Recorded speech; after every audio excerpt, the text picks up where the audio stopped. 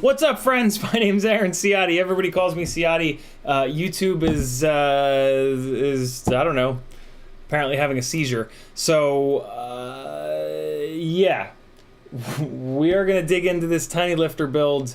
This is gonna be the part 2 of this live stream, I guess. Hopefully everybody makes it back into the chat here. Let me just do this real quick. Let me go over to my Discord. Full access to my Discord is one of the perks of joining my Patreon for as little as $3 a month. That's only 10 cents a day. For $5 a month, you can get in on some really fun giveaways too, that we do every other Monday. So yeah, let me just go into the Discord and type at everyone new stream is up. Paste the link. There we go. All right, cool. So the link is now up over on Discord. I'm not going to put it anywhere else. It's all is lost. I'm going to do part 2 on this title. Okay, there we go. There's part 2. Title this one part 1, and good to go. All right, so we're going to dive into this tiny lifter build. I don't know how much of the stream that YouTube just grenaded you guys got to see. I weighed everything. I'm going to redo that, and yeah, we'll talk about this tiny lifter a little bit here. Let me just gather my thoughts. I'm trying to remember. Really, OBS? All right, trying to remember where we sort of left off. So this I have named a tiny lifter, sort of an homage to you know, the cinematic lifter rigs that we're starting to see that are carrying big old heavy medium format cameras. This is so, you know, those builds, the lifter builds that we're seeing right now are using like 5-inch, 7-inch, 8-inch props to carry big old heavy cameras. This is a miniature version of that. This is a very small 1.6-inch propellered rig that's going to be carrying a pretty substantial camera in the Insta360 Go, or the Insta360 Go 2, or the Caddx Peanut, or the Runcam Finger, or whatever the hell that thing's called. So yeah, this is a 26-gram camera, which is an awful lot for this build, but it's being built to carry the camera like a Cinewoop. This is not a freestyle rig. This is more like a Cinewoop. And so if you fly it like that, the flight performance is actually pretty good. This version of the build, you do not have to have a soldering iron for. You can do this build with no soldering whatsoever. I am going to do a little bit of soldering here tonight because I want to switch the receiver over. This newbie drone board has an FR Sky receiver built in. That's what these two antennas are here for. But I prefer ELRS for a little bit lower latency and a little bit more range. So I am going to solder up this ELRS receiver. The other thing that I'm going to do is I'm going to solder on a solid pin PH 2.0 connector. The newbie drone boards come with a rolled pin connector, which is fine, but the solid pin gives you a little bit better performance. So I am going to be doing that. But those are the only two things that I'm going to be doing soldering-wise, and like I said, you absolutely do not have to do either one of those, and this build will still be great. So yeah, let's dig into it. I'm going to give you guys weights and talk about each individual part here. So this is the Mobula 7 V3 frame, which weighs 5.6 grams. I chose this frame because it fits these batteries, these 2S batteries that have PH 2.0 leads on them. This GNB 350 is my preferred battery. It's actually the slightest little bit too big for this frame, but if you just push on it a little bit, it does go in, and then when it's in here, it's nice and solid. It's not going to move around in there. So this is my preferred battery. There are affiliate links down below in the description to all this stuff. This is your other option, Talon FAF 300 mAh 2S battery. It's got the PH 2.0 connector on it, and it fits in here a lot more loosely. I'm sort of worried about this thing, like if I do bump into something, this battery could potentially like kind of fall out. But yeah, this is another solution. This battery is going to be a little bit lighter at 15.5 grams, but it's only 300 mAh. This 350 mAh is now on the floor, but it is also a weight, 16.8 grams. So a little bit heavier, but some extra milliamps. This is the Newbie Drone Goober canopy with aluminum screws. Those are the lightest weight screws, and they're just screwing into TPU. This is the CiottiFPV Insta360 Go Mount. He's going to be making a Thingiverse and putting these up there so that you can print them. He adapted this from the Newbie Drone version of this mount that they made for the Insta360 Go 1. So the canopy with the screws and the camera and the TPU mount is coming in at 4.9 grams. The Newbie Drone V3 AIO with the FR Sky antennas on it is 5.8 grams. The little whip antenna, you should get a True RC Singularity antenna, but I don't have an extra one at the moment, so half a gram for the little whip antenna. This is a full set of Newbie Drone 0802 18,000 kV motors that are going to come with the Acro Bee that you buy, 8.4 grams for these. And then in terms of propellers, your most efficient but extremely loud propeller option are going to be these Gemfan 1610s, and they're coming in at 1 gram for all 4. The more thrusty, slightly less efficient but nice and quiet, the quietest prop option for gorilla whooping kind of stuff are going to be these Newbie Drone Azzies, which are 1.1 gram, but they're a little bit fragile. You don't want to crash with these. And then the props that I really recommend are these Gemfan 1635s, which are coming in at 2 grams. Links to most of this stuff, like I said, down below in the description. That's the weight of all the parts and pieces. I recommend that you buy the entire Acro Bee, not just buy the AIO and then buy the motors, because you're basically going to spend just as much money buying the motors separately and the AIO separately as you will buying the entire Acro Bee build. Oh, and you need the camera and the canopy too, right? So you would have to buy this separately as well, and you'd probably spend even more. So yeah, buy the entire Acro Bee V3 and then just take the cockroach frame out, take the props off that it comes with, and then you're going to upgrade some of that stuff. So let's get some of this stuff out of the way and start the build. Raviogi FPV with a $5 super chat. He says, CiottiFPV, I think some clam man is needed. That's true, because YouTube can't do its job properly. Guess what time it is? 諦めんなよ。諦めんなお前。どうしてそこでやめるんだ、そこで。もう少し頑張ってみろよ。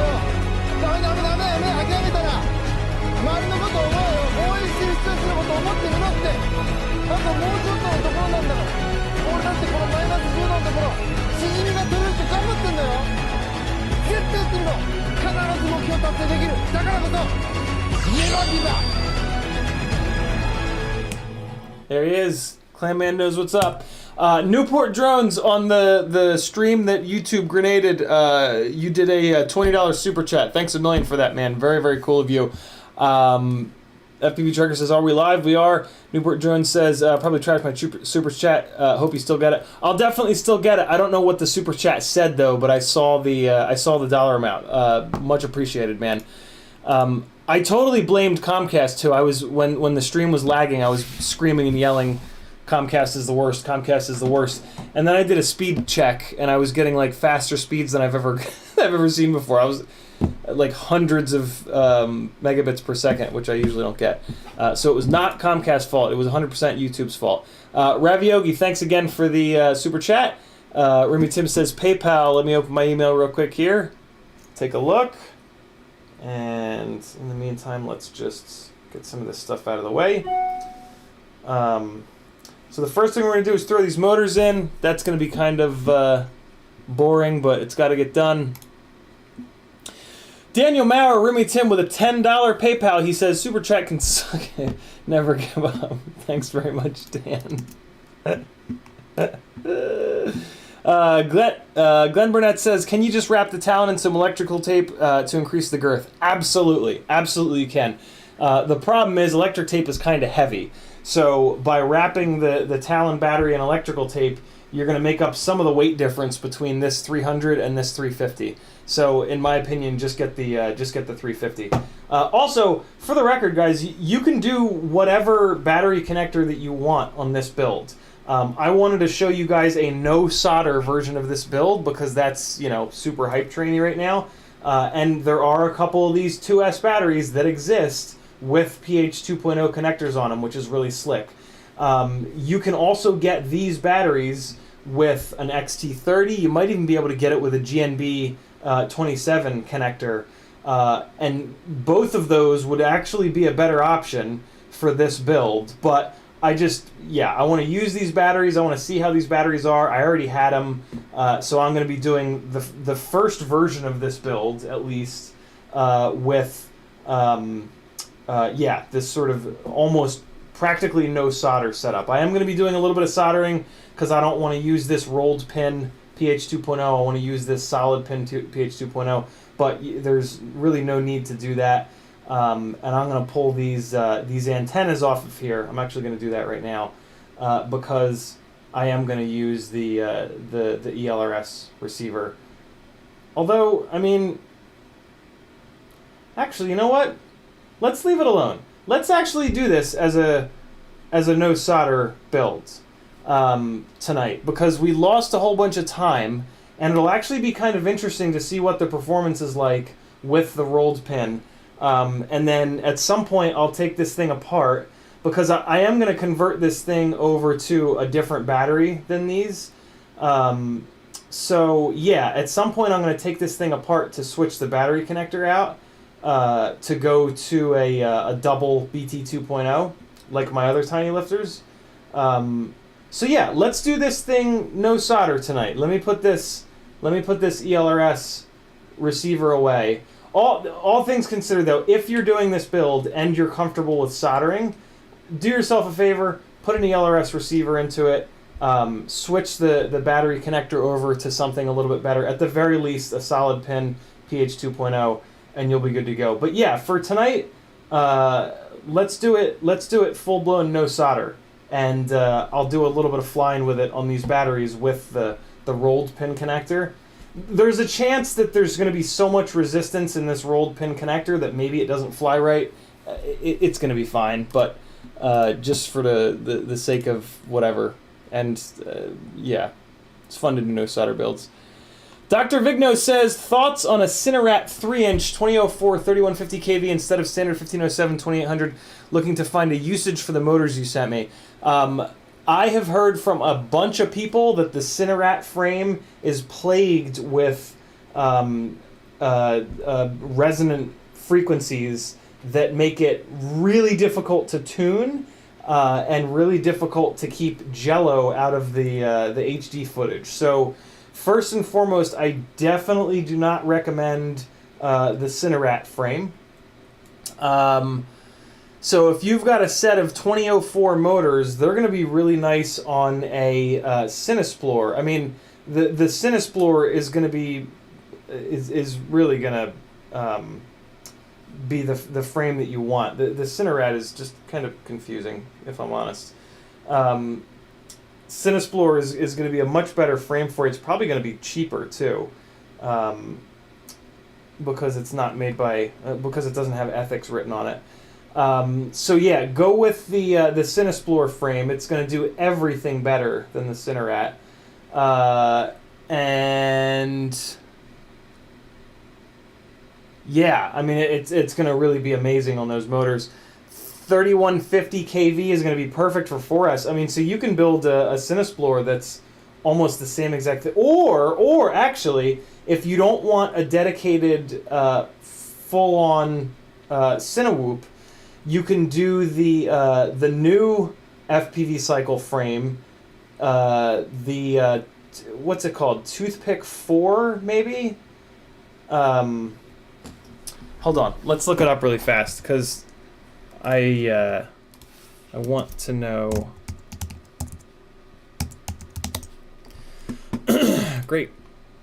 Got that spelled right. Not even a little bit. Nick Burns leaked ELRS Diamond F4 today. Ooh, that's pretty cool. Tooth Fairy, that's it. The Tooth Fairy 2 frame, you can get Cinewhoop arms for. Look at that. So if you would like to do something that can be freestyle or a Cinewhoop, this Tooth Fairy 2 is a really good option. It's also kind of... It's not specific... Well, yeah, it is. It is kind of specifically designed for Vista.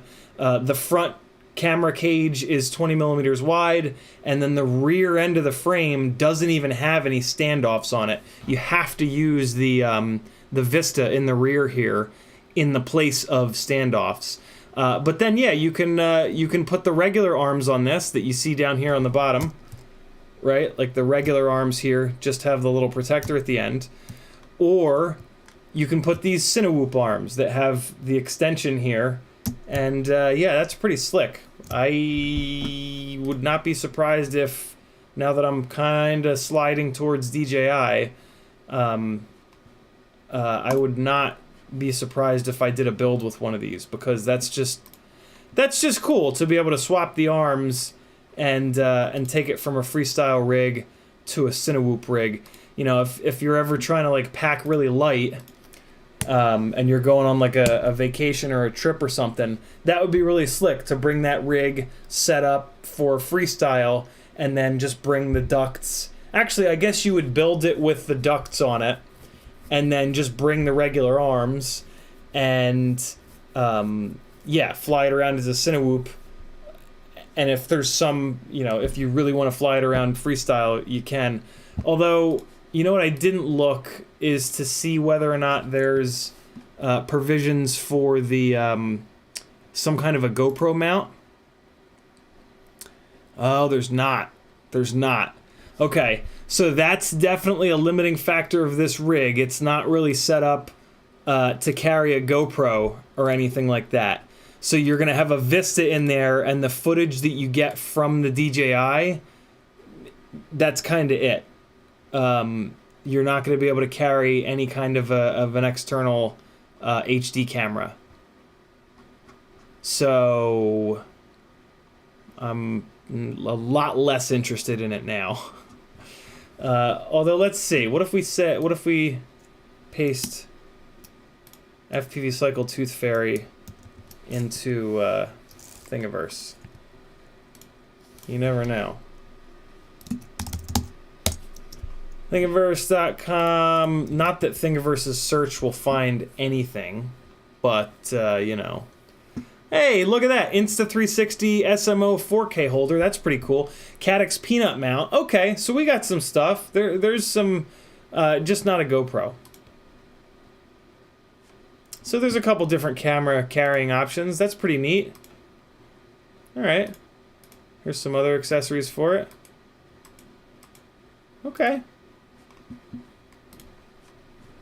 So yeah, not going to be carrying a GoPro with this, which is what I would really want to do. But the naked being able to carry a naked GoPro is pretty slick. You could probably pretty easily adapt this Insta360 SMO mount to work with a, maybe he already has, Tooth Fairy Insta360, no, he hasn't. But somebody probably will, would be my guess. So yeah, there's a couple options for you. Any one of those options will be really good with those motors. Alright. Make sure I'm caught up on chat real quick here. What Erickson says, I built my Tooth Fairy 2 Cinewhoop with MR30 connectors, and with that shim I can maybe swap it to 5-inch freestyle arms if I like it. Big FPV says, there is a GoPro mount for it. Who has it? Is it really on the site and I didn't see it? Oh, balls. If there's a GoPro mount for it, that's pretty cool.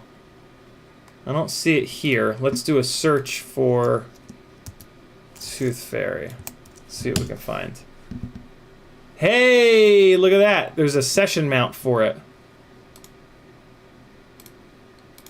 Where'd it go? There's a session mount, 20 degrees. And, ooh, a Hero 8 mount? Okay, okay, very cool. Very, very, very cool. Hero 9, Hero 8, Hero 5, 6, 7, Session 5. I like that. I like that a lot. There you guys go. There's some options for it. I'm probably going to end up building one of those. That's pretty slick to have that. Kevin Sumner says, thoughts on Terraplane? Buddy's looking for a Cinewoop with a 30x30 mount. Terraplane is way, way, way, way, way too heavy in my opinion. Cinewoops have a lot of performance problems because of just a terrible aerodynamic situation. So one of the more important things with a Cinewoop is to try to keep the weight down as low as possible, especially because with a Cinewoop, you know, kind of the whole point is to shoot small gaps and fly, you know, inside and stuff like that, fly around talent. And so a really heavy Cinewoop is really not going to do any of that all that well. One of the biggest reasons that the Cinesplorer is I mean, like, everybody that flies it is completely blown away, is the weight. It's just a lot lighter than I think every other Cinewoop. So yeah, the Terraplane is the complete opposite side of that. The only real-world use I've ever heard of for the Terraplane that makes any sense to me is if you need to carry a little bit more momentum than what a regular Cinewoop can do, but you still need the propellers to be guarded. Like, I guess if you're chasing a car that's got, like, a really expensive paint job, maybe, I guess maybe that's a use for it, but geez, that's an awful specific use. I mean, typically when you're chasing a car, like, you know, it's like a drift car or a race car, and, like, they don't give a rat's ass if you scratch the paint. I mean, most of them don't even have paint. They have 3M printed wraps on them nowadays, right? So yeah, the Terraplane is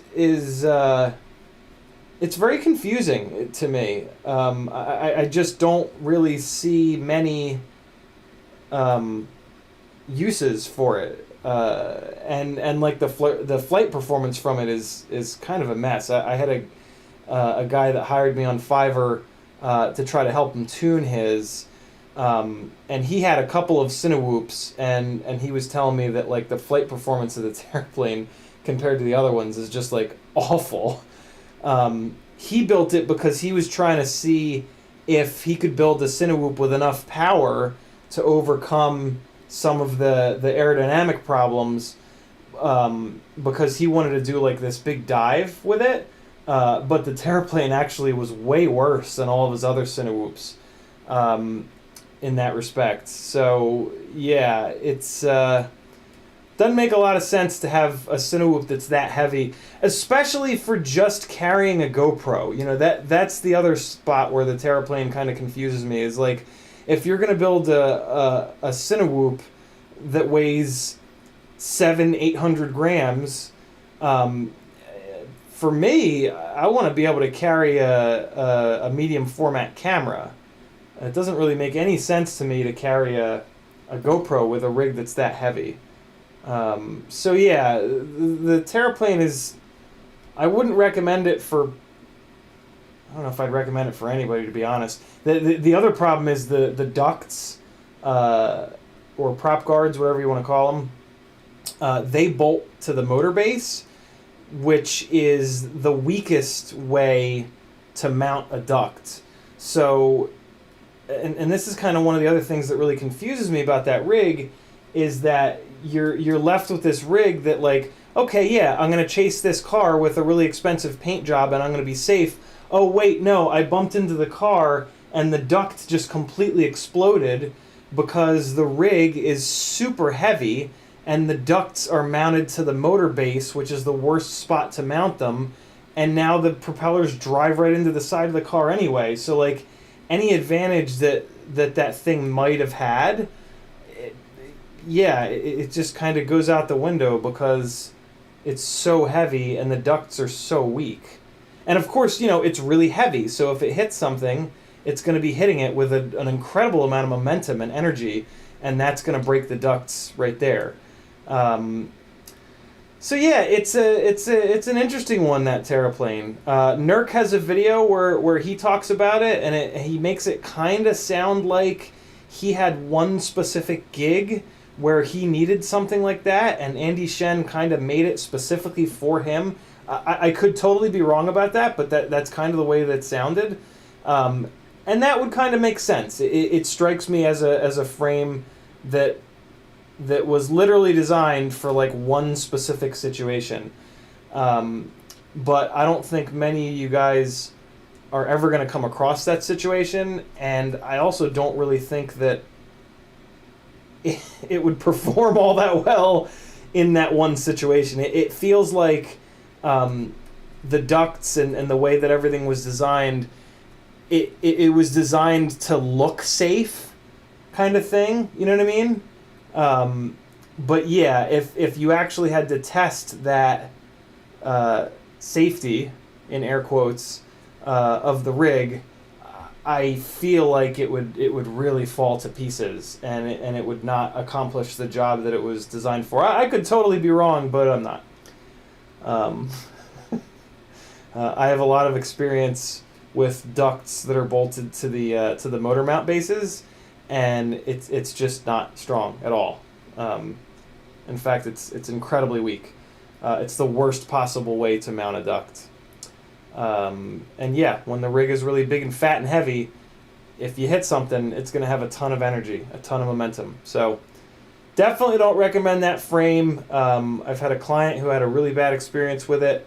I've heard from multiple people that the ducts are infinitely fragile.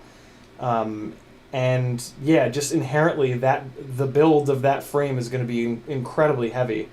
So I would stay away from it. Matt Anderson says, Tooth Fairy 2 will hang in there about 2 minutes with an 1100 4S and a Hero 9. If you go with the fatter GoPros, you might be stuck going over 3 inches, hence the Terraplane. Yeah, definitely don't do the Terraplane. A Cinesplore, I mean, you can put big-ass motors on the Cinesplore, and a really stout 20x20 stack. And then you can get the Stan FPV HQ molded ducts, and that's going to outperform in pretty much every way. So if you're looking for something with a little bit more power than a standard Cinewhoop, there you go. There's something that's going to perform a lot better, which is the Cinesplore with just big old motors. Just put hey, put these motors on it and buy them from me. I got a full set of these motors that I'm selling. I might, I don't know. If somebody's willing to pay retail for these motors, I'll sell them to you. These are the RC & Power 2105 3600 kV teal, blue, and pink motors. Yeah, these would be great for a Cinesplore that you wanted to carry heavier weights or cover more ground. I'm tempted to keep them and maybe build that Tooth Fairy 2 with these motors and DJI. That might be interesting. I don't know, though. I don't know.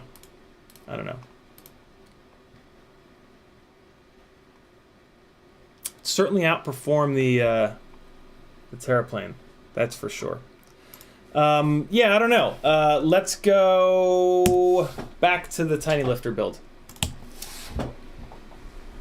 I mean, let's be honest. I've been friends with Bob forever. I love the way that he designs stuff.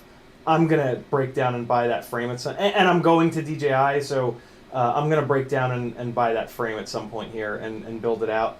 I have a whole bunch of 2004s, and the 2004s really do make good power. And like I said, the lighter weight Cineroops really do fly a lot better. So I can't use these grommets. I have to go to a different... So the rubber grommets that the newbie drone comes with are not going to work unless you modify these posts on the Mobula 7 builds. I do have extra grommets though.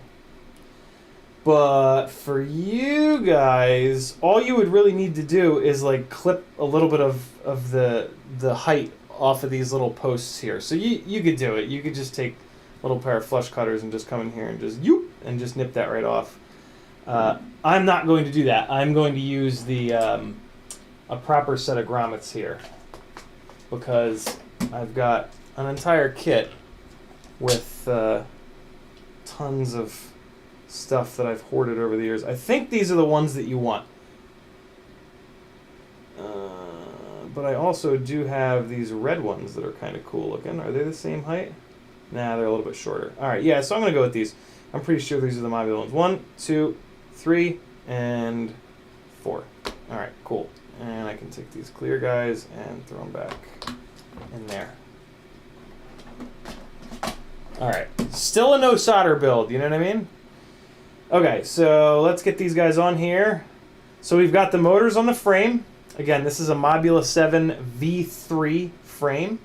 I chose this because it fits these batteries really well, and it's one of the more stout 75 mil motor-to-motor frames. So should be a really good choice for this. Get these guys on here, and all right, beautiful. So now this is the rear of the frame. You can tell because it's got this little LED holder thing. So we're going to put the battery lead down through the back like that. When you take apart, if you do this build and you buy the Acro BV3, you're just going to sort of, when you take that thing apart, you're just going to reverse everything that you're doing. So I'm not showing you guys every single little step here because when you take that rig apart to get the AIO and the canopy and the motors out of it, you're going to see how this is all kind of put together. So you should be totally fine there. All right, so there we go. We've got that coming down. Now the other thing that I could do is I could mount those grommets the other way around. And I might actually do that. If I mount the grommets the other way around, it'll drop this board down a little bit. It kind of doesn't really matter, but it would be nice to have a little bit more space up above this, especially for once. What I'm kind of future-proofing myself for when I eventually put this ELRS module in, because it's got that little tall ceramic antenna. So let me do that. I'm actually going to, well, let me make sure that nothing's going to hit, actually. It looks like on the bottom it's totally fine. USB port is going to clear just fine. That's going to clear just fine.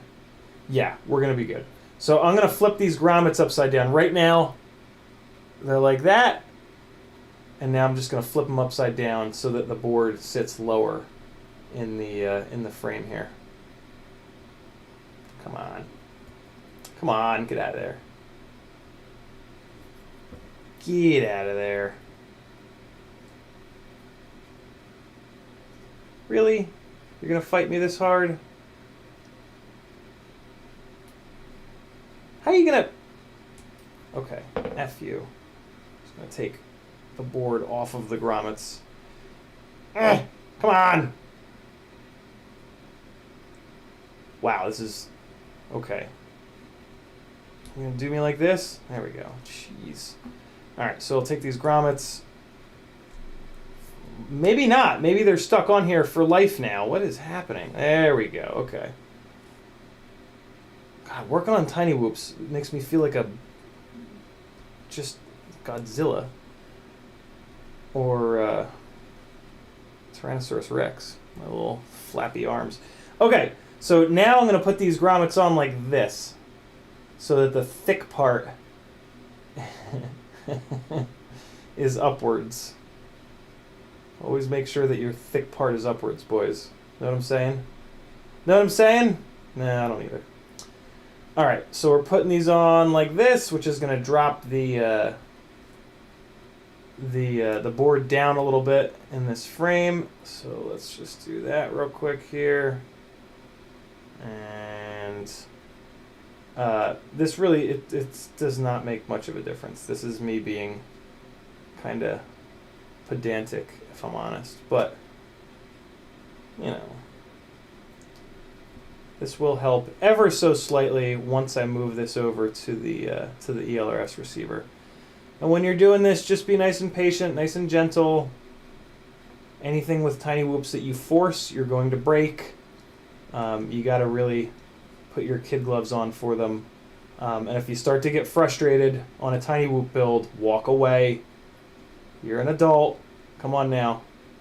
I know you're male, and that makes you not want to walk away and scream and cry and stab instead. But, you know, resist the urge. Be the best version of yourself. And just walk away. Come back to it later or tomorrow. You'll be fine. I promise. But remember, it's not just you. Building micros is incredibly frustrating. Joshua was actually talking about it on his stream earlier. He's like, Ciotti, you still in here? You do micro builds constantly. Is it the worst thing in the world? Or I'm like, yup. It's awful.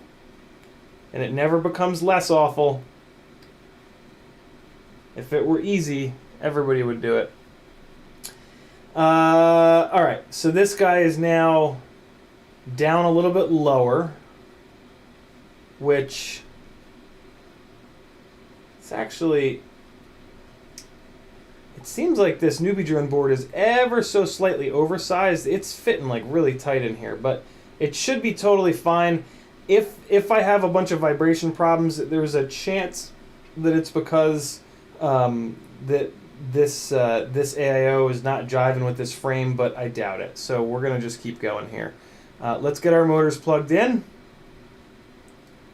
and I do that with these tiny little tweezers here, just to be as precise as I can be.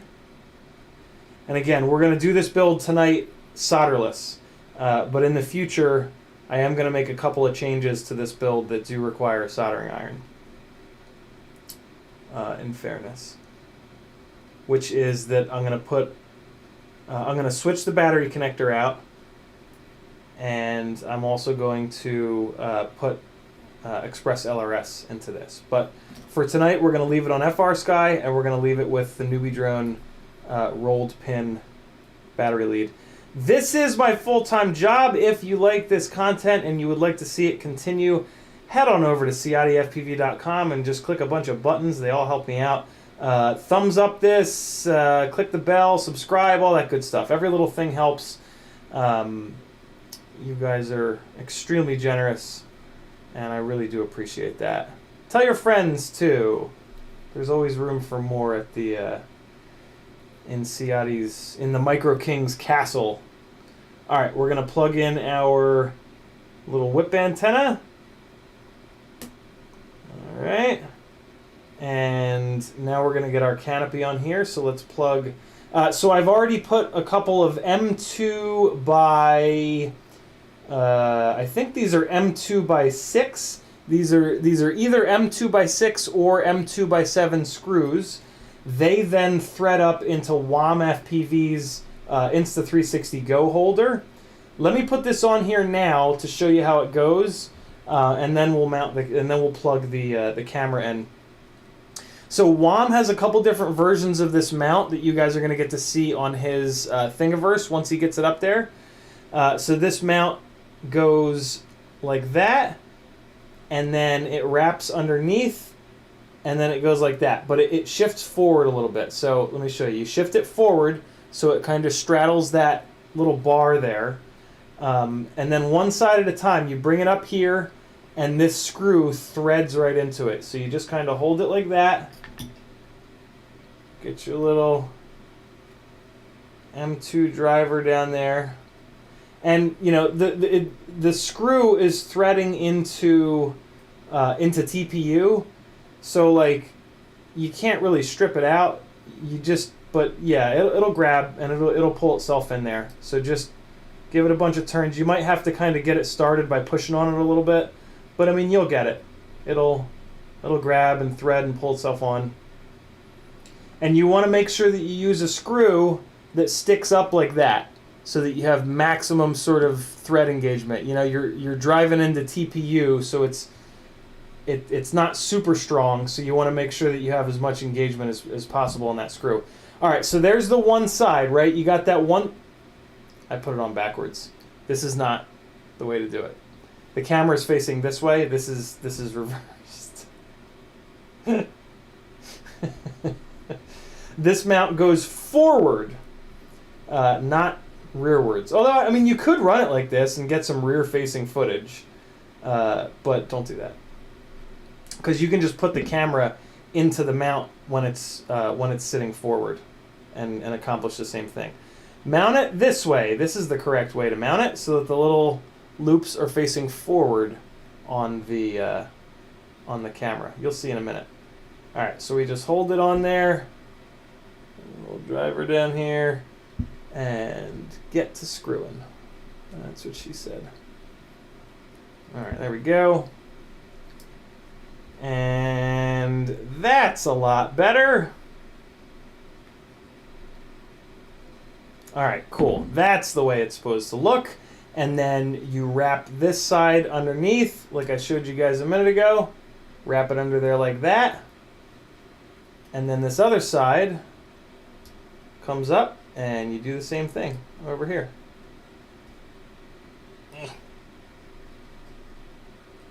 And just make sure it's not, yeah, this is getting all hung up on this bar.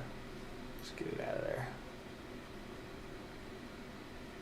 Ah, there we go. All right, much better. So now we put our driver on the other screw, and it's kind of a tight fit. It's supposed to be like that. Pull it up there, get that in the hole, and crank it down a couple times. And you're going to use the farthest forward holes in the Goober canopy. You'll see. There's it'll make sense if you do this build, once you have it all in your hands.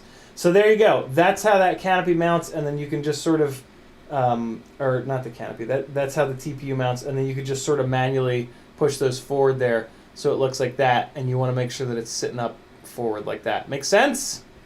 So now we're going to get the camera plugged in to the AIO before we screw anything down, but we also want to pass this little antenna through this main center antenna hole. We're going to pass these other two tiny little antennas through these extra two little rear holes here on the canopy. I'll show that to you guys a little bit once we get going. So yeah, the video antenna is going to go through this main hole in the Goober canopy, and then these little FR Sky antennas are going to go through these rearward tiny little holes. Might as well do it now. Nope. Got to get the camera plugged in first. You got to do it in the right order because it's kind of a tight fit. So there's the camera plug. You guys kind of can't see this, but I mean, you just plug it in. There's a spot on the AIO where you plug it in. You'll have unplugged it from when you bought the Acro B. All right, always make sure that camera plug is all the way in, and then, man, that looks silly. That looks really silly with it sitting up like that, but it's not about looks, people. It's about performance. And yeah, wow, that looks really silly. I kind of wish that I had just clipped those posts down a little bit lower. But that's okay. That's okay. Doesn't have to look good. Just has to perform good. So I've got a couple of specific screws that I use from the Mobulas for this. Let's do the front one first. The front one's not specific, but the rest of them are, in that they're longer. I'm going to show you in a second. We've all seen the standard tiny whoop screws by now, I'm sure. Get this guy on here. Okay. Alright, is that kind of bottoming out? Almost. I think it's almost there.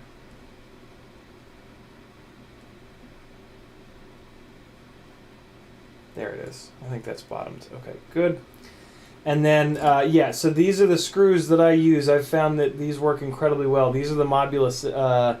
These came with like the old Modulus 7, and they're just a little bit longer. They're just tiny whoop screws that are a little bit longer, and it makes it a lot stronger. It takes care of the problem where you break these little posts.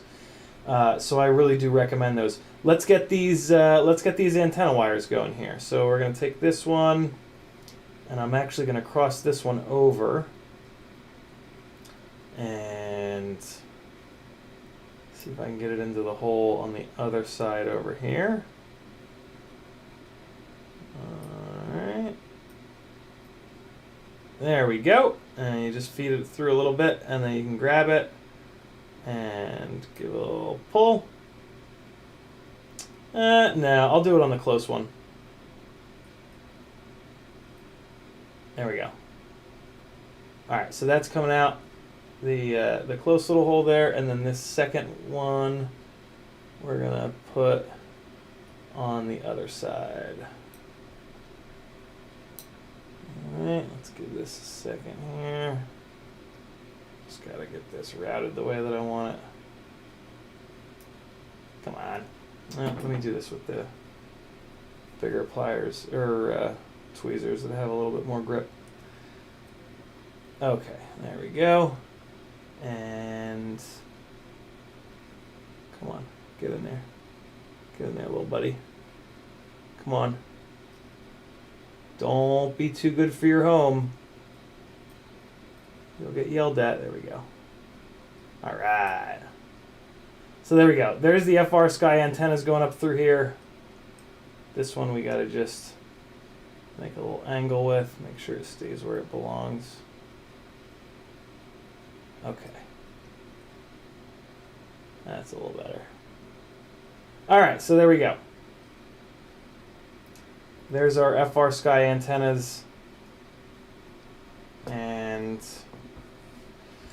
next, we're going to screw this canopy down with our nice long Modulus screws. I think I got these from RDQ. I think you can get a set of these Modulus screws from RDQ. If a moderator can drop a link to them in the chat, I would love that. These screws are a big deal for if you're going to use this Newbie Drone Goober canopy and you want to crash really hard. This rig isn't really going to get crashed hard, but it's carrying a ton of weight up top here, so I'm using these screws preemptively so that the first time I crash this thing with the Insta360 up on top, it doesn't just rip these posts out. So I would kind of recommend getting these taller screws.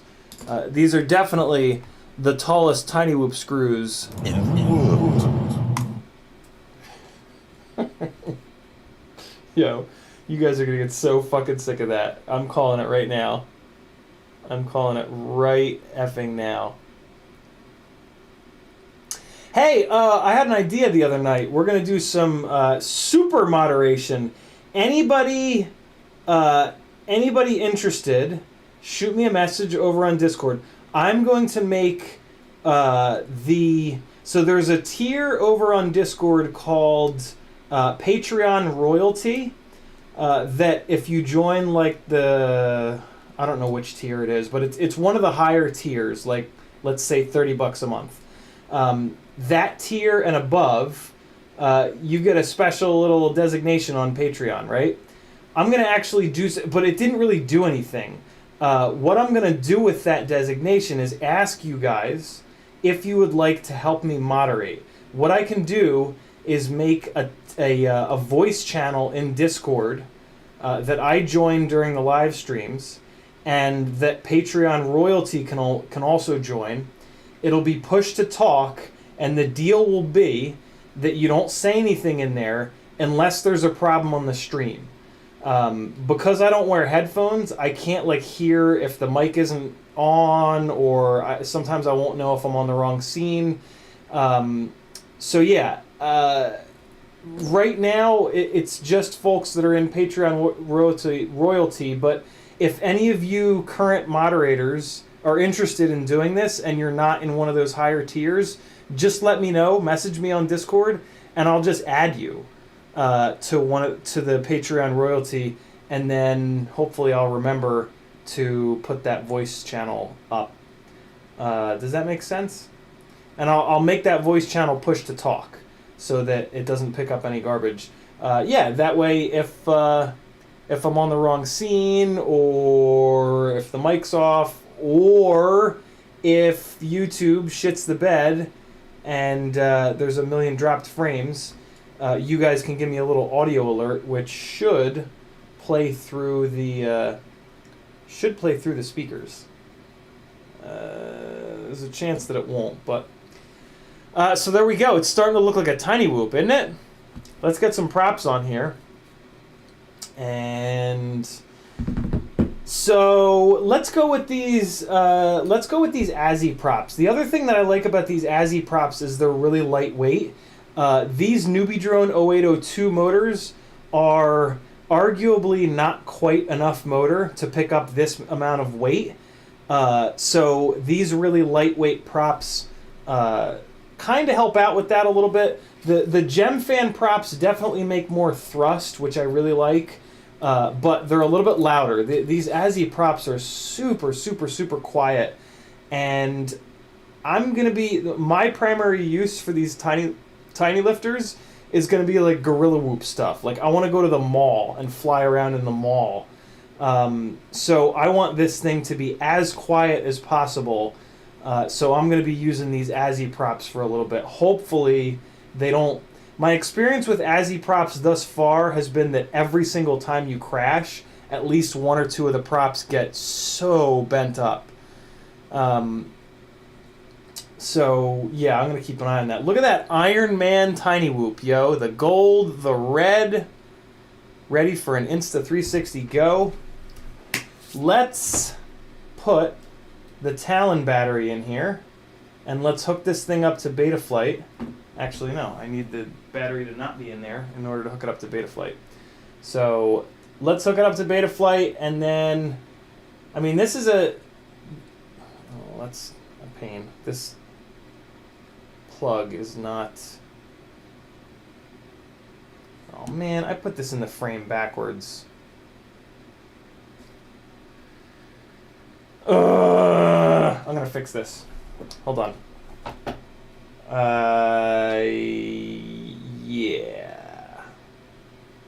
Yeah, I'm gonna fix this. Hold on. This will not take long.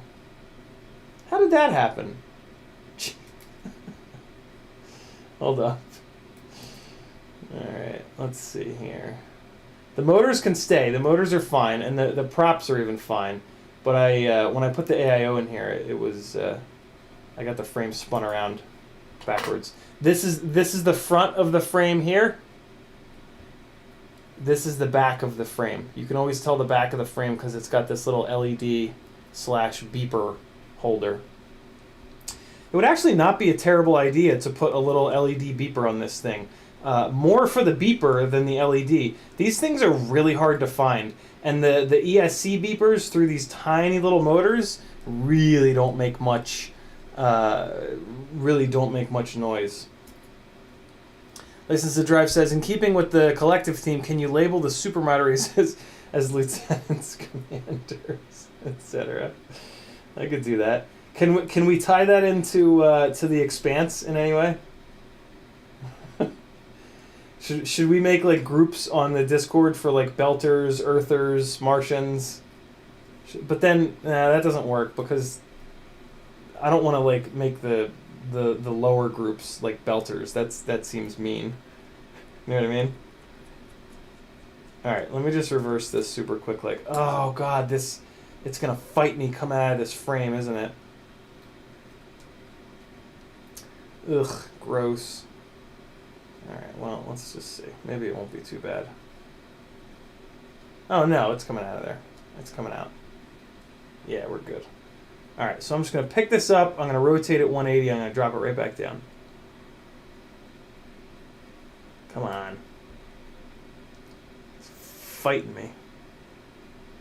It's a fighter. There it goes. Okay, so we're going to come up. 180 it. Drop it right back down. Okay. Put the battery lead through the proper side this time. And hey, now we're talking. Just remember, it's never just you. Building quads is forever impossible. Definitely not impossible, but you're gonna make mistakes. It's not just you. Don't freak out. And, you know, it's all worth it once you get up in the air.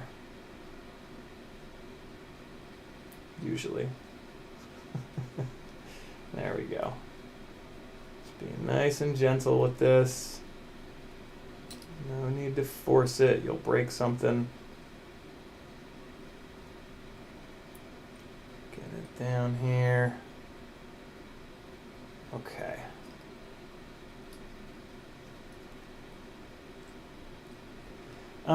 Or I can clip these posts. Nah. I'm really tempted to shorten the posts and just run regular grommets on this, but I'm not gonna. Because what I'm worried about is cutting the posts uneven, and although it looks like I can just kind of line up the pliers on the side and cut them pretty evenly, but nah, we're gonna leave it on these tall posts. It'll give me a little bit extra space that I was talking about when I put the ELRS receiver into it. All right, let's get these screws back in it, and then we'll get it hooked up to Betaflight. 6X1 built his 85X frame with the LED slot up front, put in a tiny Betaflight, tiny Beta FPV LED, and use it as a headlight. Could fly inside an apartment with all the all the lights off, and it looked like daylight. That's pretty cool. I like that idea. June Loco says you put the rubber grommets upside down.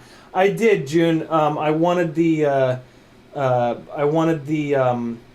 AIO to be a little bit shorter, so that I'll have a little bit of extra room for the ceramic antenna on the ELRS receiver down the road when I install it. But for tonight, we're doing a no solder version of this build. I think down the road what I'm going to do is actually trim the posts on this frame down a little bit so that I can just use regular grommets on this, because there's really no need for these tall grommets. But for right now, we're just going to build it like this. Come on, get in there. The only problem with these longer canopy screws is they are a pain in the ass to get started. But you'll get it. You just got to be patient. Man, now I want to put an LED on the front of mine and have a headlight. But that would show up, well, yeah, I don't know. Then we gotta do, it's more wires, and I don't even know if this, so the newbie drone AIOs have LEDs built in, so I don't even know if they have LED pads on them. Anybody in chat know if these newbie drone V3 AIOs have an LED pad and a positive, negative? I mean, I guess regardless, I could even if it doesn't have an LED pad, I guess I could just put it on a UART, right? But I am going to be using the UART for the ELRS receiver at some point. So yeah, I don't know. All right, just getting this cranked down, and got this one tightened as well, and the last one on the side here. LEDs in the camera view. The wires are so hard to solder on too. Yeah, I did it on that Beta 85X pusher nightmare builds. And yeah, I tried to make the leads really short, and it was super annoying. Got it done, but it was one of those things where, like, as I was doing it, I'm like, this is not worth it. This is not worth it. This is not worth it. And then in the end, it was not worth it. It was cool. It was cool. I'll admit. It was interesting. If the LEDs were, so the LEDs on those little boards are RGB. If it was RGB and then daylight and or incandescent, I would probably do it because you could turn on because then the white balance on the Insta360 Go would be able to kick on with the incandescent or the daylight LED. But the RGB LEDs, when they make white, they make a very strange, like, bluish white light, which the Insta360 Go would have a hard time with. Man, it would be cool, though, to have a little flashlight on a switch. That would be very fun, I must admit. I really like that idea. You could put that on like your mode switch. You could have like horizon mode and then headlight on and headlight off. And you could also like link that up with like OSD on and OSD off. That'd be kind of fun. Turn the OSD off and the headlight comes on. That'd be neat. So there it is. That's what it looks like all put together with the frame the right way around this time. Now let's hook it up to Betaflight and take a look at what's what. Where's my transmitter? Here it is. Alright, so this is just regular old FR Sky. I am almost certainly going to have to bind this. So we are going to take care of that. But let's get this onto the Newbie Drone Whoop model. And alright, cool. Transmitter is up. Let's get Betaflight fired up. This was a flying rig that Tiny Timco sent to me. So, I mean, this should be all pretty much set up. Let's calibrate the accelerometer, though, while we're here. Looks like it's got Betaflight 4.2.9 on it. That's awesome. That's the newest firmware that Newbie Drone has. So we've got MSP on for UART 1, and then nothing for UART 2. Configuration. Let's throw my name in here. And we're on 4K. D-Shot beacon is turned off. Let's turn that on for our beeper. Telemetry is on. LED strip is on. Air mode is on. I'm going to turn permanent air mode off. On-screen display, OSD, dynamic filtering. Okay, great. Save and reboot.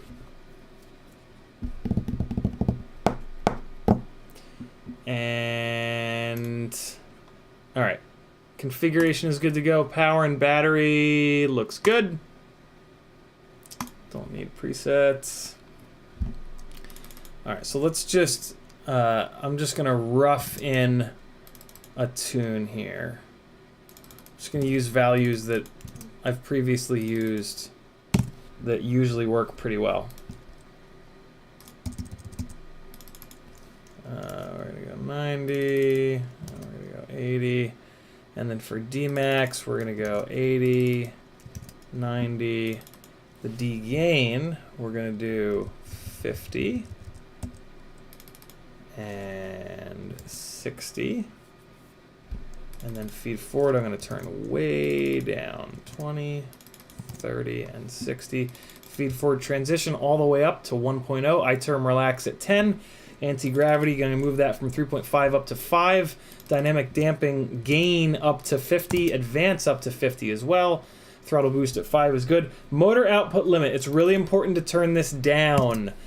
These are 18,000 kV motors, and we're going to be firing them up on 2S. That is way too much RPM. Turn these motors down to minimum 80%. Safer bet would be to turn them down to 70%, at least just for the initial fire up. Dynamic idle, let's leave that off for the time being. Cell count, that's fine. All right, let's save this. Let me drop my rates in here. Oh, let's get it over to actual rates. And it's 20 and 700 and 0.7. Throttle expo, we're gonna move that up to, let's try 0.3, and then the midpoint is usually somewhere around 35 to 40. Let's try 35, save it. Filter settings, we're gonna turn off the gyro filters because they really don't do much anymore. I am gonna enable sliders, now I'm gonna do that again. Turn off the gyro filters, and we're gonna kick this up to 1.2 on the D-term filtering. That's pretty safe. Gyro RPM filtering, we're gonna leave that alone, 3 and 100. Dynamic notch filter, I'm gonna turn this to 0 to make it a single notch, and I'm gonna move the Q factor up to 250. Minimum frequency, I'll drop it down to 100. Maximum frequency, we're gonna move all the way up to 900 to make sure that when we go full throttle and we put a ton of RPM into these motors, that this dynamic notch filter can go high enough. Actually, I'm gonna move this all the way up to 1,000 for the max frequency, just to make absolutely sure that that filter will go high enough. And then we're gonna turn on this yaw low pass filter. I don't know why, but why not 4.3? Because Newbie Drone has not made a version of 4.3 yet for their AIOs. They use a specific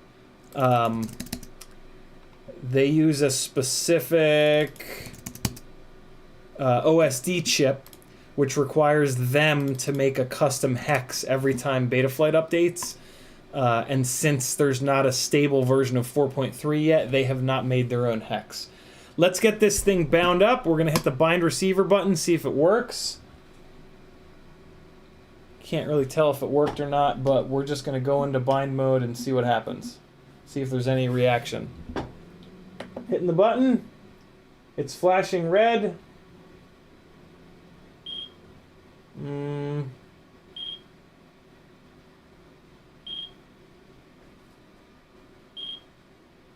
Can't really tell. There is a little bind button there. Let me hit the bind button, see what happens. This might be a boot button.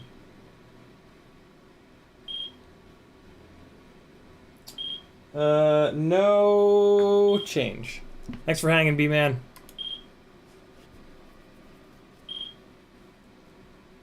Yeah, the OSD chip that everybody else uses is gigantic. So Brain FPV and Newbie Drone figured out how to use a different, much smaller chip for OSD, but the only problem is what I was telling you a minute ago.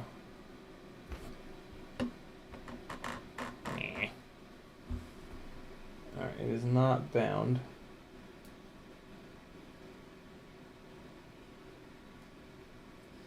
Alright, so let's do this. Let me hold the bind button while I power this thing up. Ooh, excuse me.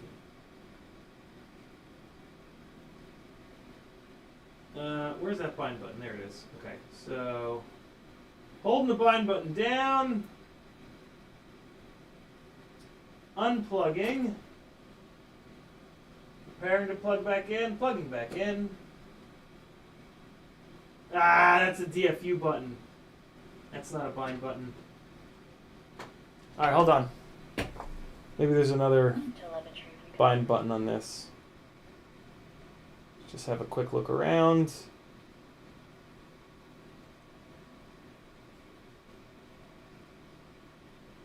No, there's not. Alright, so we probably have to use a CLI command. Let's get that going real quick here.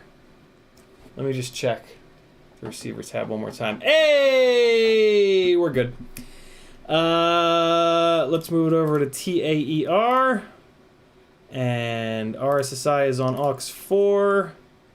Let's check our minimums.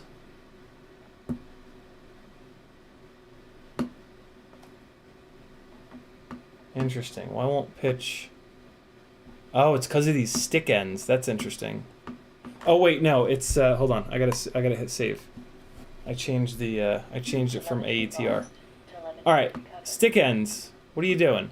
Pitch 990, roll 990, throttle 998, yaw 988. Okay, cool. In the corners, these stick ends that I'm using hit, but this is fine. Aux 2, aux 1, aux 3, and then aux 4 has the RSSI on it. Okay, cool. So this is all looking fine. A little bit of deadband, stick high 2000, stick low 1000. Let's save it. Come into modes. Arm is on aux 1. Good to go. We're going to turn angle off. We're going to put horizon onto aux 2 in the all the way up switch position like that. Beeper we're going to put on aux 3. And we're going to put the beeper in the all the way down position. LED low, we're going to put on aux 2, and we're going to do that in the center position. That turns the LEDs off when it's in the center, and then the LEDs will turn on when it's in either one of these other positions. OSD disable. No, I'm not going to use that. I'll do it the right way. Air mode, we're going to put onto aux 2 in this center position. So if I pull it towards me, that'll kill the OSD, and it'll turn air mode off. Do I really want that? Jason Crabtree says, is ELRS really worth the wait and whoop? It's not about the weight. It's about the latency. It is definitely worth it. You get way lower latency, and you get much more range. Air mode. Let's just leave air mode on. It's fine. Camera control. Flip over after crash. Get that onto aux 3 in the middle switch position. And I'm not going to turn launch control on. Alright. Let's do the, well, let's get in here to the motors. Bidirectional D-shot, we're going to turn that on. And we want, these little tiny motors have 12. Get that in there. And this motor idle is pretty high. Let's bring that down to 8. Alright, we are on D-shot 300. Give that a second to reboot. Alright, so let me go up here, enable expert mode, and we're going to go to adjustments. This is where I'm going to do my OSD on aux 2, full range, OSD profile selection via channel aux 2, save, and then I can come in here to the OSD section and let me get my my OSD CLI dump. All right, let's get that, and then we'll come in here. This doesn't have everything, but it has a lot of it. Telemetry lost. Telemetry recovered. Okay. And we're gonna save. All right. Telemetry lost. Telemetry recovered. And let's fill in the rest of the OSD stuff. So we're gonna hit it for profiles 1 and 2. We're going to put pitch in the top right corner. Okay. And then we're going to turn on battery current draw. Put that on the right here above the timer. And then craft name, we're going to double that up. Timer 1, double that up. RSSI, double that up, and then we want throttle position. I love having that in the OSD as well. And we're going to put throttle position over here. I'm going to miss some of these OSD elements on DJI. I'm calling it right now. All right, we're going to save that, but then I'm going to come in here, battery capacity 350. We're going to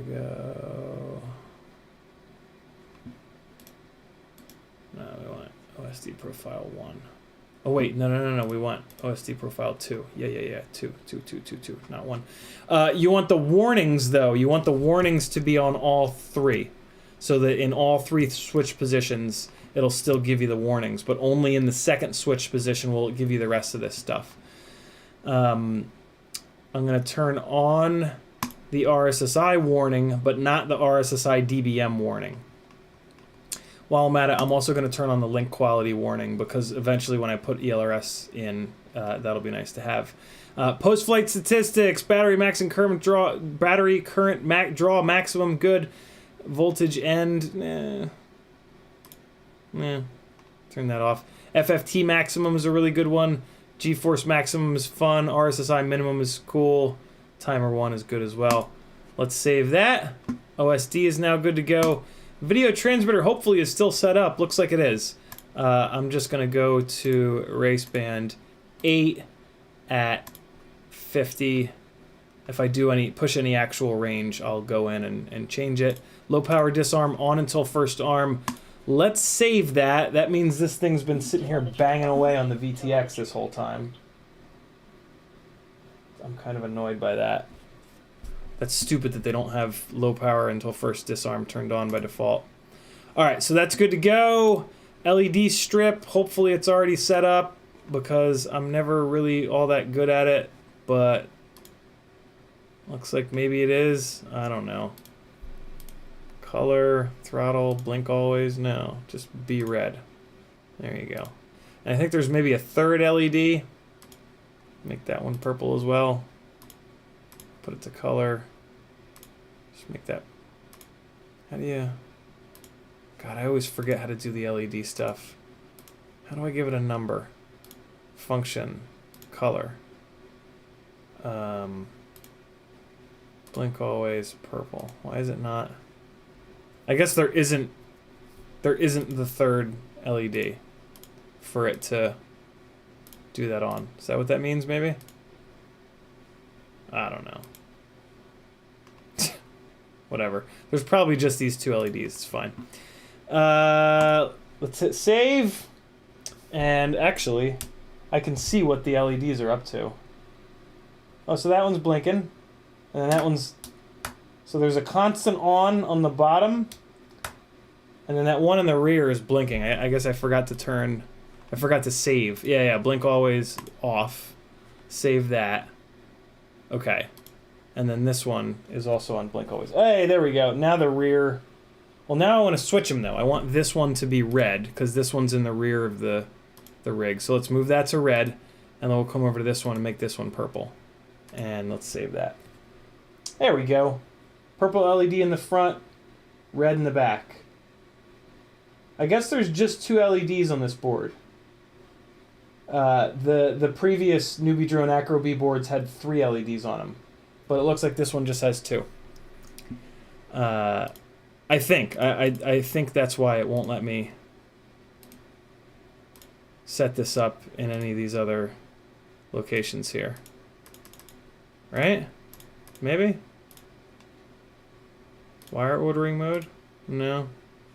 Yeah, I think that's the deal. Whatever. Let's get out of the LEDs. It's a waste of time. No black box. It's coming to the CLI, and we're gonna crank PID sum up. Get PID sum, and we're gonna crank it all the way up. We're gonna max it out.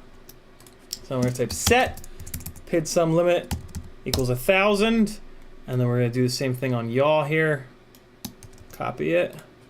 Type set space set space 400 up to 1,000, and then we're going to type get thrust for thrust linear. Thrust linear equals 0. Let's turn it up a little bit. Let's go set thrust linear equals 10. I don't like to make thrust linear crazy. I keep it to like 10, sometimes 20, but usually 10. The LED tab has always been confusing to me. Like, I've looked up videos, and I watch the video, and I just feel like the dumbest person on earth. It just doesn't make any sense to me. I don't get it. Back, forward, left, right, yaw left, yaw right. Good to go. This thing should fly. Wait, maybe not. We got to see what direction the motors are spinning. Hooking a battery up for the first time. Hopefully it doesn't blow up. 3, 2, 1. It's not on fire. That's a good sign. Let's get these motors spinning, see what's what. Motor 1 is in the correct location. And it's making thrust. Motor 2 is in the correct spot. It is spinning backwards, though. Motor 2 is backwards. Motor 3 is also backwards, but in the right spot. Motor 4 is producing thrust. So motors 2 and 3 need to get reversed. Motor direction, nope. Let me put this thing onto Blue Jay, which I cannot do on the computer here. So you guys are just gonna have to use your imagination. But let me just do that really quick. You're gonna go to put a rig onto Blue Jay. You're gonna go to escconfigurator.com, and that's where you're gonna take care of that. I gotta do that on the new computer here. So let me just plug this thing in real quick and bang that out. That's what she said. The Betaflight setup is good to go though. So in a minute, this thing should be flight worthy, but I need to use ESC configure. Oh, I shut this computer down when I thought that it was dragging on the internet. That was stupid. What's up, chat? What are you guys talking about?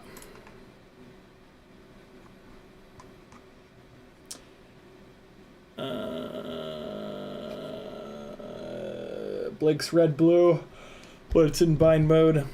Rest really worth the wait. There we go. New computer is of course updating because, you know, everything updates every single time you do anything. Hey, God, that was quick. Woo! What a fire breather. All right, here we go. Safari, where you at? Come on, Safari. Open up. There you are. Nope, it's Chrome. ESC configurator doesn't work in Safari. There we go. Connect. And read setup. And let's see what it's on now. It's on BLHeli M right now. So BLHeli M not supported. Please, no, we can still flash all. Yeah. BLHeli S. All right, so we're gonna go to Blue Jay. SH40 is the ESC version 0.16 PWM frequency 48 flash. Yeah, it's willing to flash. Fantastic.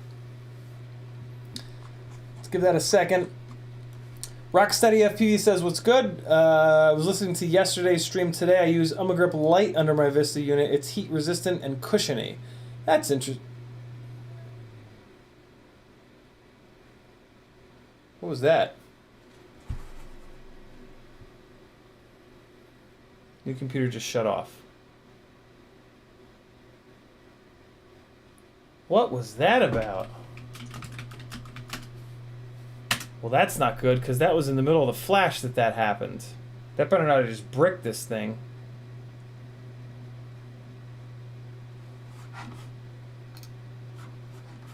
I am not a fan of that. Alright, reconnecting to ESC configurator. I think it was doing updates, and it needed to restart.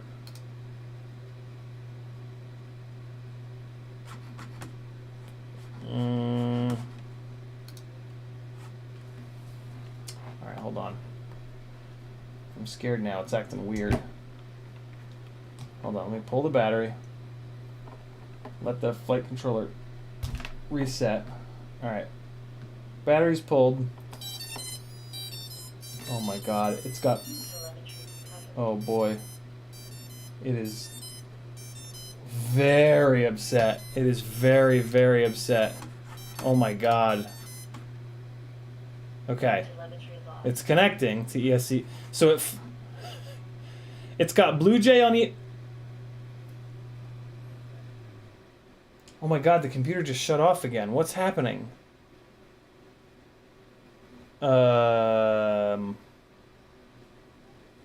What's the deal here?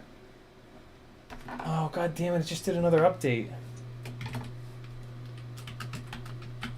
You give me warnings for every single thing that you do, and yet this one time that I could really use, and I never want those warnings, this one time that I kind of need those warnings, and you don't give them to me. Thanks a lot.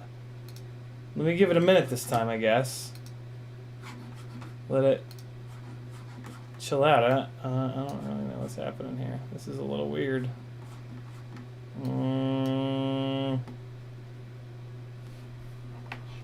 Alright. Let's see.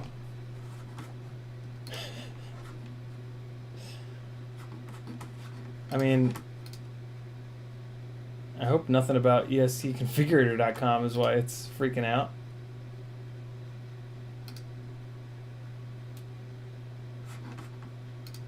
This is weird.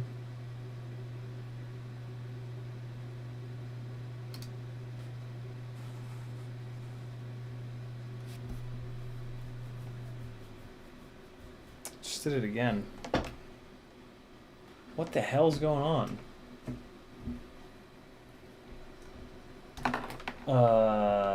Bueller?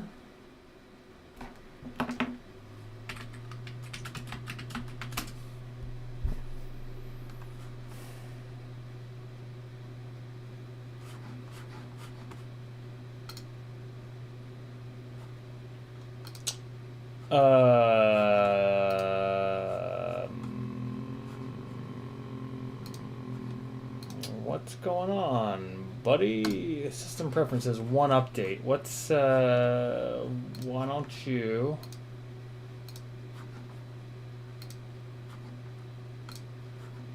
Why don't you update? What's it need to update? This is supposed to be quick. This is weird.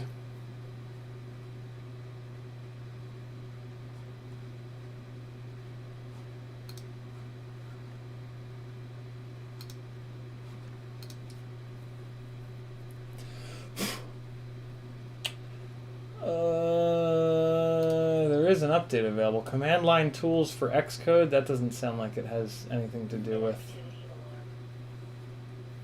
Oh, there it goes again. Oh wow. This the Mac Mini is having a crisis. Has nothing to do with ESC configurator. That's nice.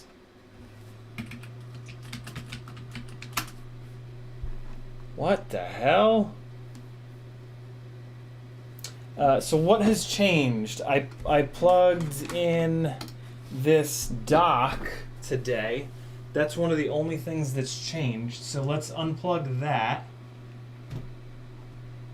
And hopefully that will help with this issue. What's weird is I've been using it all day and it's been totally fine. I don't really understand why it would all of a sudden be so upset. Alright. Let's give it a second here though. Oh, weird, man. Weird.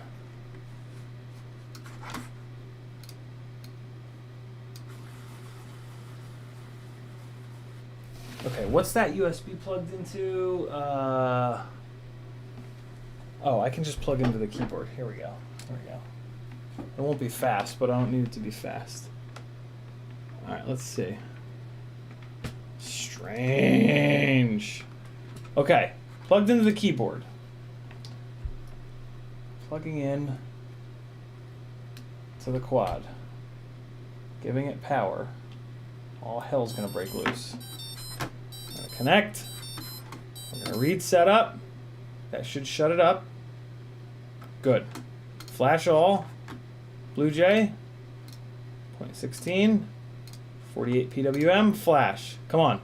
Get this done real quick before you shit the bed again. Apparently these docks are just really angry with these computers. It seems to be fine now with that dock unplugged. So I guess that this StarTech dock is doing something weird. Very strange. Very, very strange. Metal Dirksen says, does it have a fan? Does it sound like it's spinning up before it shuts off? Nope. It does have a fan, but it's not making the fan go nuts. Kevin Sumner says, kind of tuned out for a minute. Are you getting a dialogue that says your computer restarted because of a problem? Yep, I am. Yeah, wow, look at that. It's fine with the dock unplugged. Strange. All right, let me just get these settings going here real quick. 2 minutes, beacon strength, turn that up a little bit. Beep strength down nice and low. Minimum startup power, maximum startup power, they are a little bit low, but it's on 2S, so it should be fine. Let's write the setup, and then I'm going to take motor 2, I'm going to move it from normal to reversed. I'm going to take motor 3, normal to reversed, write that setup, and in theory, this should be good to go. I'm going to spin the motors up over here in Betaflight since I'm already plugged in. Connect, motors tab, I understand the risks, and I'm just going to spin all 4 of them up, and now I have thrust on all 4, so we're good to go. Let me make sure the startup power is going to be okay though.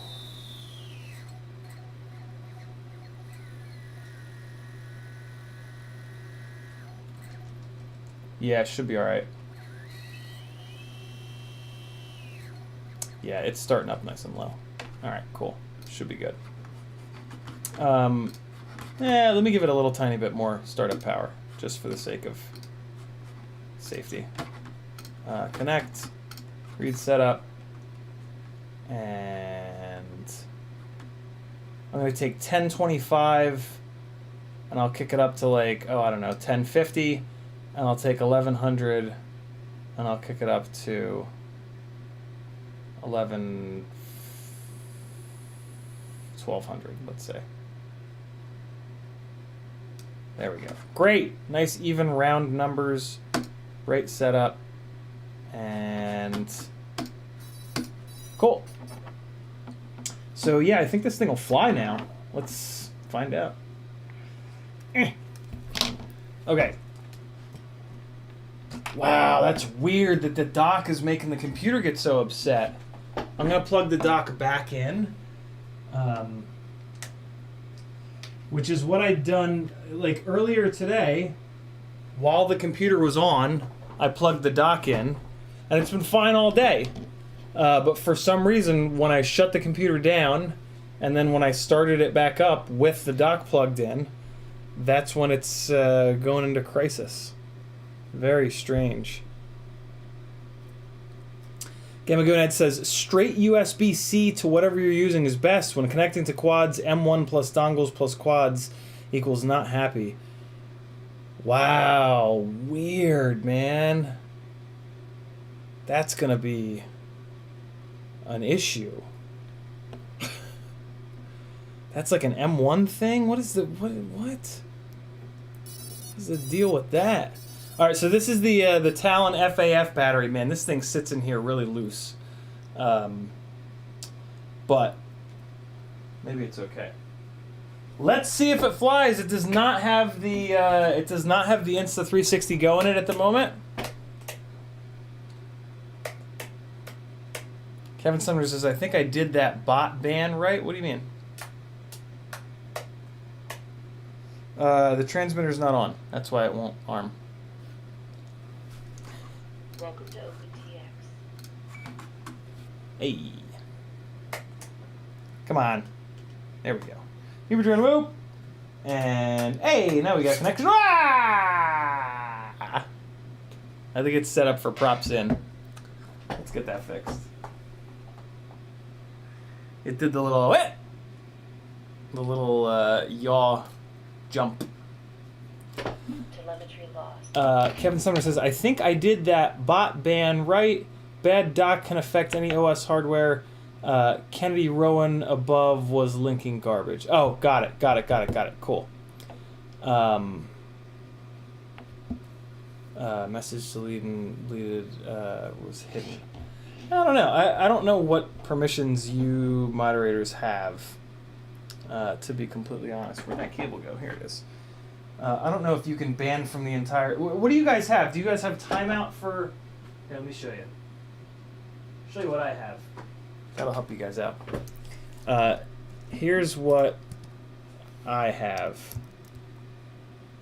So, like with Scooter, for example, right? I've got put user in timeout, but then I've got hide user on this channel. Hide user on this channel, this would like totally screw over Scooter. Do you mods have that option? Do you have that hide user on? If you do have that, if it's a bot, this is what you want to use, hide user on this channel. Only the bots, though. Make absolutely sure it's a bot. Don't ever do this to a normal person. A real human being, just do put user in timeout. All right, let's get this connected and tell it that we're props out, and then it'll fly, in theory. Hey, Victoria Carey, somebody, mods, do the thing to Victoria, if you can. Oh, mods can unhide users. That's pretty slick. Motors, yep, there it is. Motor direction is reversed. Save and reboot. Should be good. I don't understand why the bidirectional switch keeps turning off. Oh, it looks like you guys can do that. Okay, cool. Kevin Summers, I have all those except add moderator. Very cool. Perfect timing, exactly. All right, should be good now. Jesus, it's after midnight already? What the hell happened? It's almost like there were a whole bunch of technical issues that delayed the stream a whole bunch. All right, Talon FAF 300 mAh battery is in here. Plugging it in. Yada-da-da-da-da! Blue Jay is singing the song of our people. Let's see if it flies. Oh my God. We've got a little bit too much activity at idle. It took off all on its own. Let's bring that idle RPM down a little bit. I'll do it in the OSD, which will allow me to check video at the same time here. All right. Ooh, video looks good. Wow, it looks really good actually. We're going to profile, miscellaneous PP. I'm not sure this is where it is, but let's see. I relax, launch control, motor out limit, auto cell count, daemon. No, it's not in miscellaneous PP. Is it in the rates? Throttle limit, TPA breakpoint rather. No, it's not in rates. Is it in features and then power, I think, maybe? No. Where the hell is it? I think it's in here somewhere, isn't it? PID profile. It's not in PIDs, right? No, it's not in PIDs. Miscellaneous filter PP, that's not it. Rate profile, no. Rate. Filter global, that's not it. Dynamic filter, no, maybe. Notch width, no, it's not in here. Back. Maybe you can't change it in here. Miscellaneous? Hey, minimum throttle. Digital idle, that's what I want. It's at 80, let's move it down to 50. Oh God, that's too low. What's this minimum throttle in here? All right, digital idle is down at 50 now. Let's give that a shot. Save and reboot. Telemetry lost. Telemetry recovered. All right, let's see if that's a little better. Should be. Hey!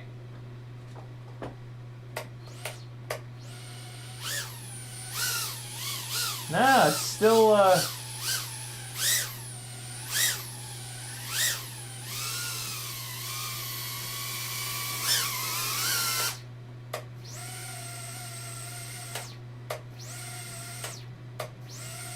that minimum idle is just way high.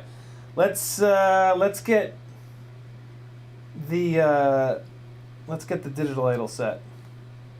Let's do the proper full setup here that I usually do, but I didn't this time to save a little bit of Telemetry lost. time.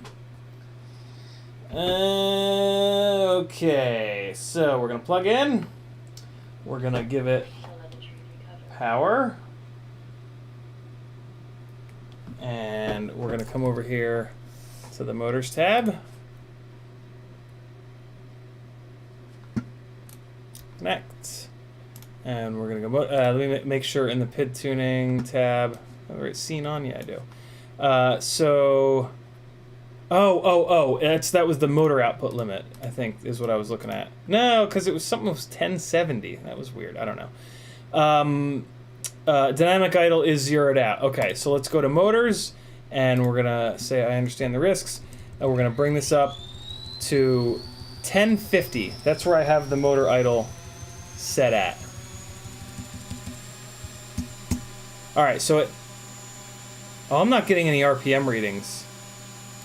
Okay, there's something going on with the bidirectional D-shot is not wanting to stay on here. It's acting really friggin' weird.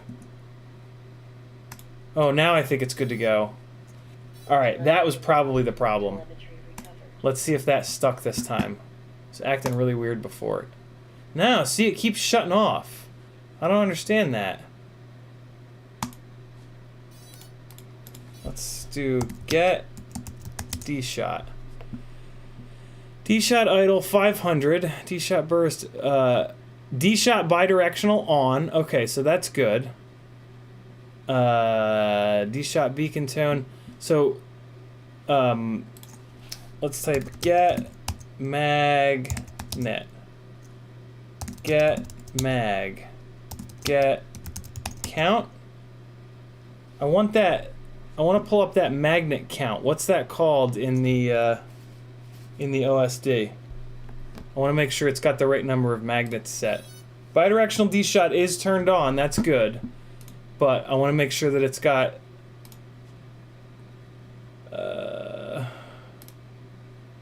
poles. Get pole, maybe? Get pole. Hey! Motor pole's 12. Okay, yeah, so that's fine. That's... But I can't set the... I can't set that minimum idle as...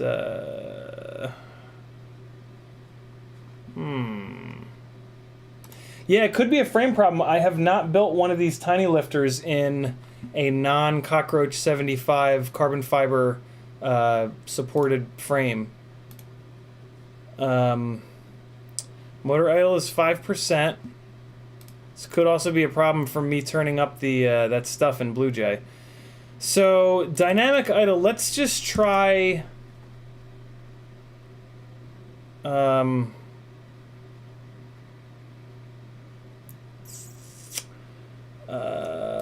What if I put this at 35 and hit save? What's the motors tab gonna do?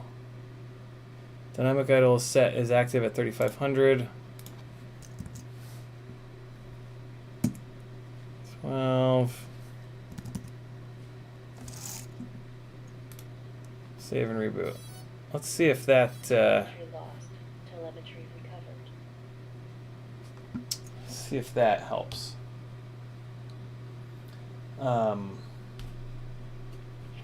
This is strange.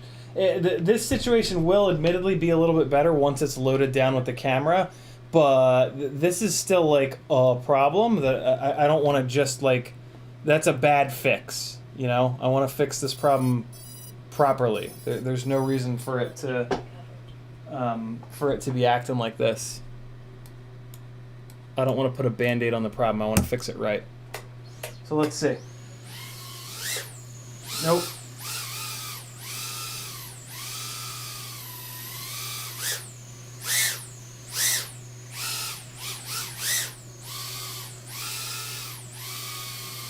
The hover point is also incredibly low. The motors are not getting hot. I mean, it doesn't sound like the motors are getting angry or anything like that. So I don't think it's a frame resonance problem. But let me put it back into Blue Jay. Telemetry recovered. and take those startup numbers down. That could very well be the problem. I don't know if it is because I didn't move them up that much, but let's just eliminate any possibilities of weirdness on that side of things. Go into esc-configurator.com, click and connect. It's not working. Let me refresh the page. Connect. Still not working. Oh, it's because Betaflight's running. Everything continues to fall off the desk, and I'm starting to get angry. But I'm going to control my rage. All right. Connect. There we go. Read setup. There we go. Great. 1050 is going to come down to 1025. 1200 is going to come down to 1100. And motor timing's medium high. DMAG is on low. Should be cut. I'll move DMAG to high. 9x power protection, 40 beep strength, 2 minutes. PWM dithering is turned on. Increases the effective above 2,000 steps. Recommend to leave this on with a PWM frequency above 24. Okay, that sounds good. Rate setup. And okay. Let's see if that's any better. Just gonna run that as is. And let's see.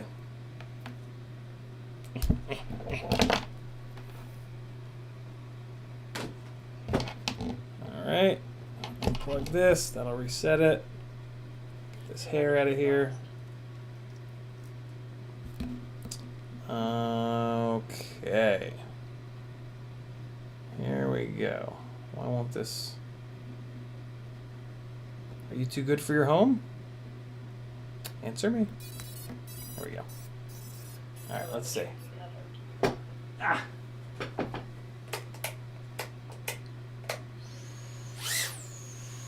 A lot better. Man, I still feel like it's still idling these motors pretty high though. Let's turn thrust linearization off, and I'm gonna move the that idle value down a little bit. And I suspect that will bring this under control. Some of these tiny whoops, you got to do all kinds of wacky stuff in Betaflight.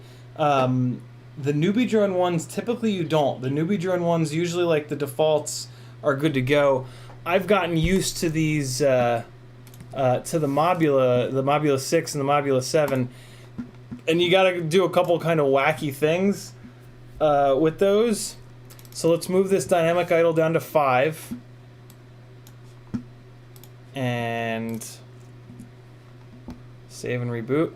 I really don't like how bidirectional D-Shot keeps turning off. That seems super weird to me, but I think it's just this 4.2.9 version of the newbie drone hex. And then in the PID tuning tab, we're going to come here and bring this dynamic idle from 35 to 30.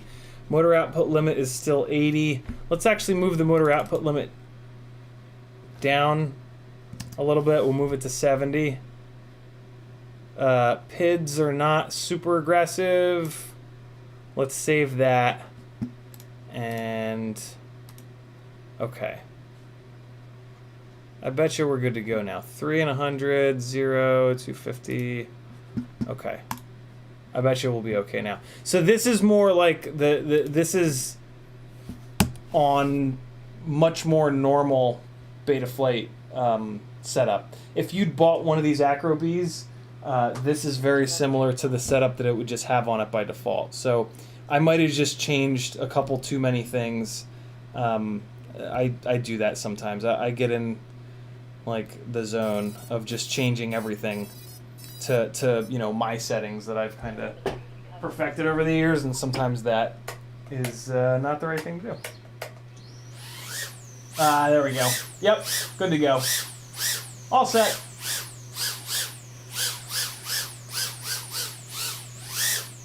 So now let's put the Insta360 on it and see how it is with an extra 26 grams of weight, which is a lot. We might need to turn that. Throttle percentage, motor output limiting rather, back up for this.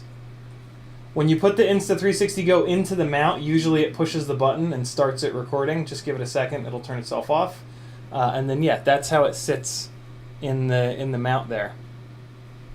Really nice. And then you just take this one and just pull this one over a little bit, and that's going to kind of lock it in. And I usually try to slide it this way to try to get this lens as in line with the center as possible. But yeah, that's what it looks like. Let's see how it does.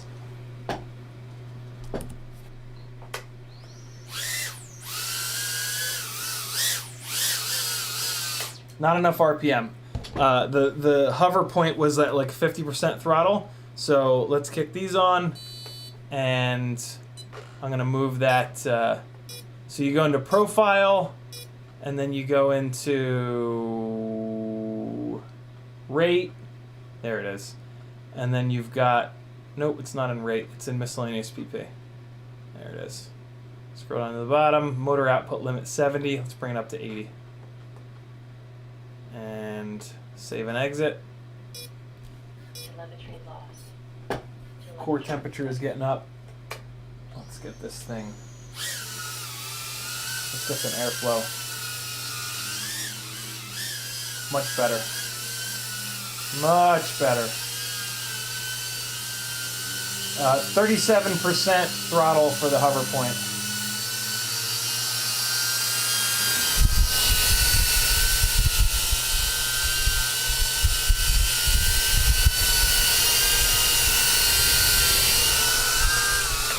Core temperature kept, it just started coming down. It just started coming down. Okay.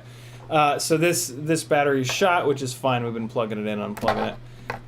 Let's put one of these GNB batteries on, and I'm going to fire up the monitor. You guys can see me fly around the apartment a little bit, and then that'll be it for tonight's cursed live stream with all kinds of YouTube problems and me being a little reckless in beta flight. That's okay, though.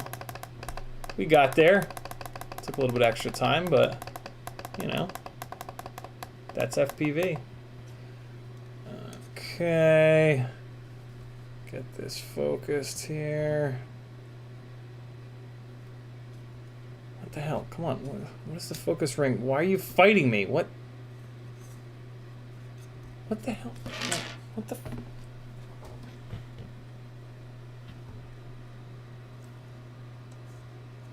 Did this lens blow up?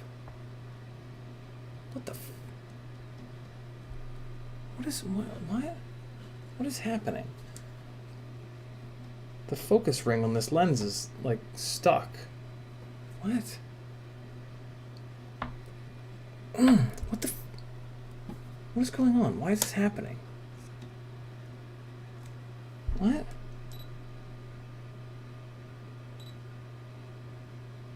Oh, I'm an idiot. I'm used to the camera at the never mind. I was just being special. This is the lens with the automatic, or with the electronic focusing ring. Hey, there we go. That was just me being a total twat. All right, here we go. Let's fly this thing around the apartment a little bit. It's gonna be a little dark out there, but we will survive. This is the first time squeezing this GNB battery into this frame. Let's make sure that it's okay. Should be fine, but you guys should get video in a second. There we are. Let me just turn on the hallway light. All right, let's see what's what. Hopefully that core temperature warning doesn't come back on, because I've not been able to figure out a great way to, oh God. All right, so we've got some issues.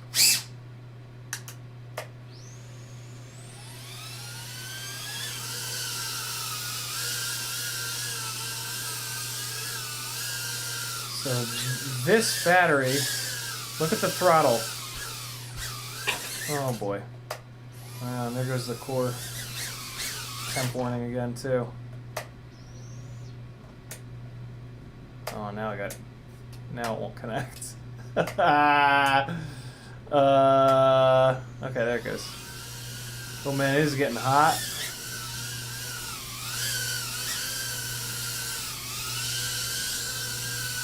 All right, so we got something going on here. We got some vibrations feeding into getting into the gyro. So the problem could be that the oh yeah, the motors are hot. Problem could be that the AIO is kind of jammed in there a little bit. I'm checking the individual motors at the moment to see if there's one of them that's vibrating a bunch. No, they all feel nice and smooth. I think that the AIO is kind of jammed into this frame, and it's like basically hard mounted. I feel like the AIO is essentially hard mounted at the moment. So that's never gonna work. Let me pull this battery and let's add some filtering to it and see if that helps out. Give that a try. I did get kind of aggressive with the filtering. We're gonna turn on the second. We're gonna turn on the second dynamic notch filter,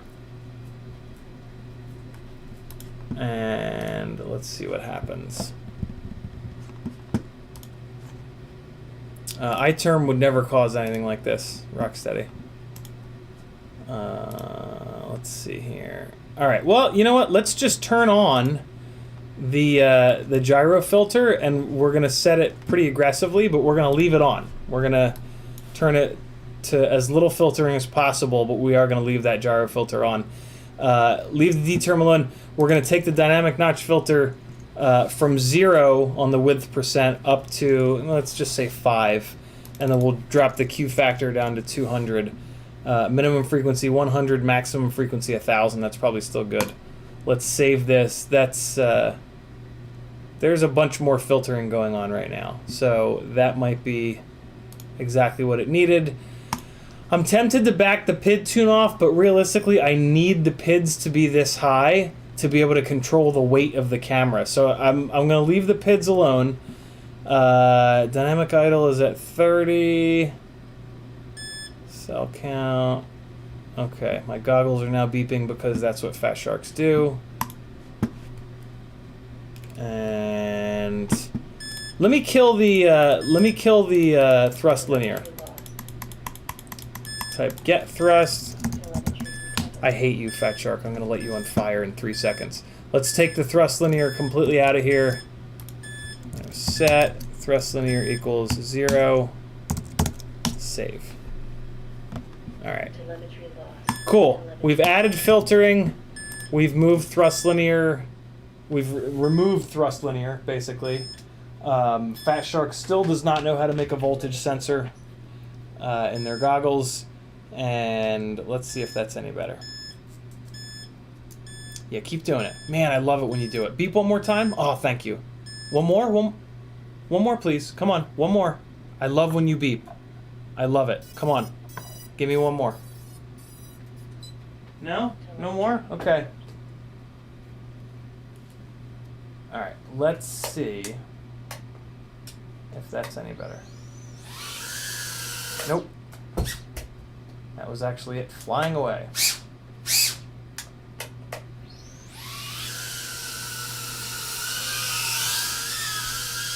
I'm at 0 throttle and it's just flying away. Let's switch these props out. Let's switch over to the... Ow, the motors are hot. Yikes. Yeah. Okay, so we've got some vibration issues. Well, that, like I said, could be this frame. I'm asking an awful lot of this. Oh man, this PH 2.0 connector is also very hot.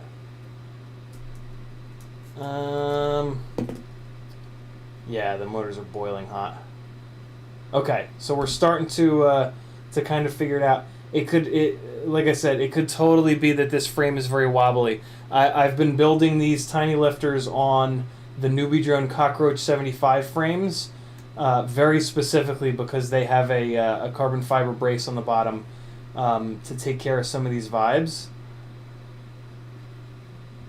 Yeah, but, well, here's the thing about changing props is I know that these props are well balanced. Like, I just spun the motors up and it was completely fine. But just for the sake of argument, let's pull these off, because otherwise I got to switch off of this frame, and if I switch it off of this frame, the Insta360 Go just started recording. Let's turn it off. Yeah, if I switch it off of this frame, I have to go to a different battery, and it ceases to be a no solder build. So let's see if the GemFan props will help. I'm very skeptical. That's Blue Jay. Those are the Blue Jay startup beeps, metal. Okay, come on. All right. So yeah, it's getting up now that I put the Insta360 on it, and the hover RPM has drastically changed. It's started to develop these issues. So let's see if this might help out a little bit.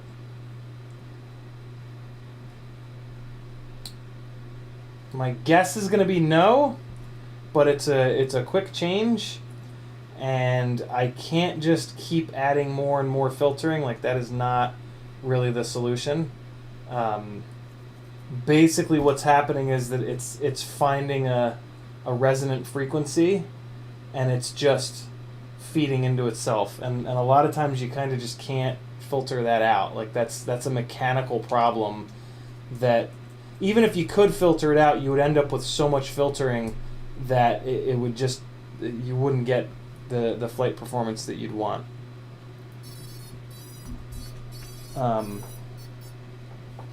So yeah, you gotta fix it mechanically. Let's see if that's any better. I doubt it, but you never know.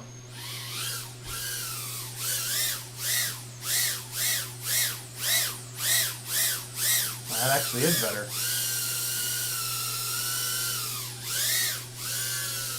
Wow, okay, I was wrong.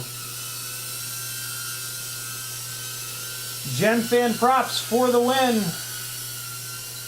Let's fly around. Again, keep in mind, this is a Cinewoop. This is in full fatso mode. I don't like that core temperature warning. That means things are getting hot again. This is much better on the GemFan props, though. And that core temperature warning is holding at 165. There it goes to 167. A lot of people just turn the core temperature warning off in the OSD. Alright, so this is me checking the PID tune.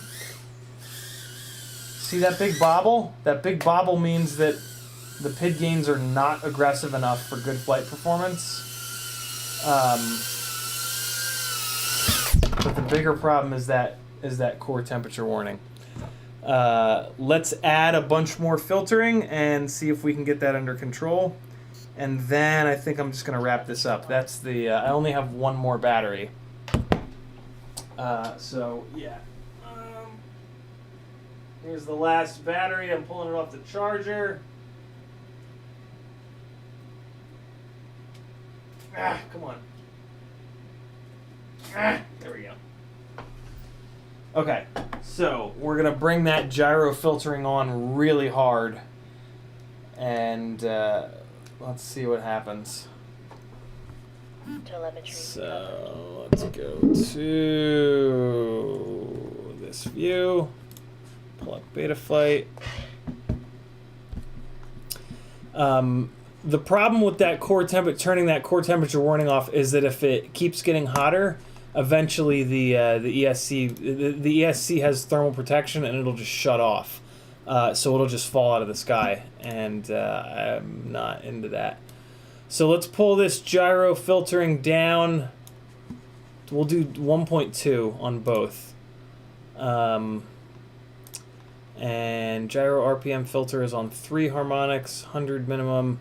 Let's move the dynamic notch width back up to the factory rating of 8, and we'll take this we'll move this minimum frequency up to 150. And aircon, I have 3 of these builds that work in the Cockroach 75 frame, so it's definitely not too much weight for inside. And the PIDs are also not even anywhere near where they are on the other ones. Dynamic width percent 8, Q factor 200, minimum. Oh, you know what it is, guys? This V3 newbie drone board has the BMI gyro that's much more sensitive. That's why I'm having to add all this filtering. Yeah, I really wish this had an MPU 6000 gyro. It's a much better gyro. Okay, so yeah, we've added a whole bunch of filtering here. I'm not going to change the PIDs because if it won't fly with the PIDs here, then it's pointless. A rig that flies horribly is worthless to me. It's got to be able to fly somewhat decent. Realistically, I need to be able to move these PIDs up higher than they already are. Yeah, this is almost certainly a gyro issue. This is the more noisy gyro, which is a shame. But it's hard to get your hands on the MPU 6000s, apparently. Betaflight 4.3 could really work well on this rig. The new dynamic filtering is really, really good. But there is not a hex for the newbie drone boards yet for 4.3. But it's coming. All right, one more try. Fresh battery. Telemetry lost. Let's see what happens. Put it in here and... All right. Yeah, it's a late night, Jackalope, but I really want to get this. I want to have this build in one big video. Telemetry recovered. Okay, let's give it one more try here.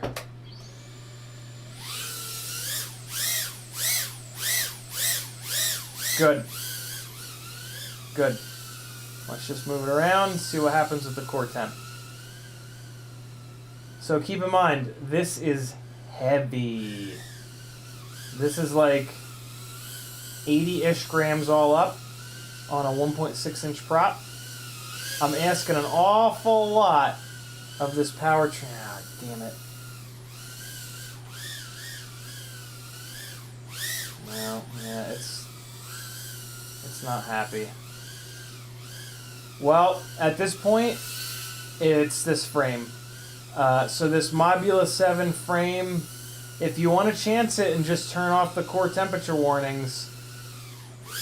Oh man, see, no, it just got really upset there. And I was damn near 0 throttle and it was still gaining altitude. So there are vibration problems. And yeah, that core temperature is just getting nuts.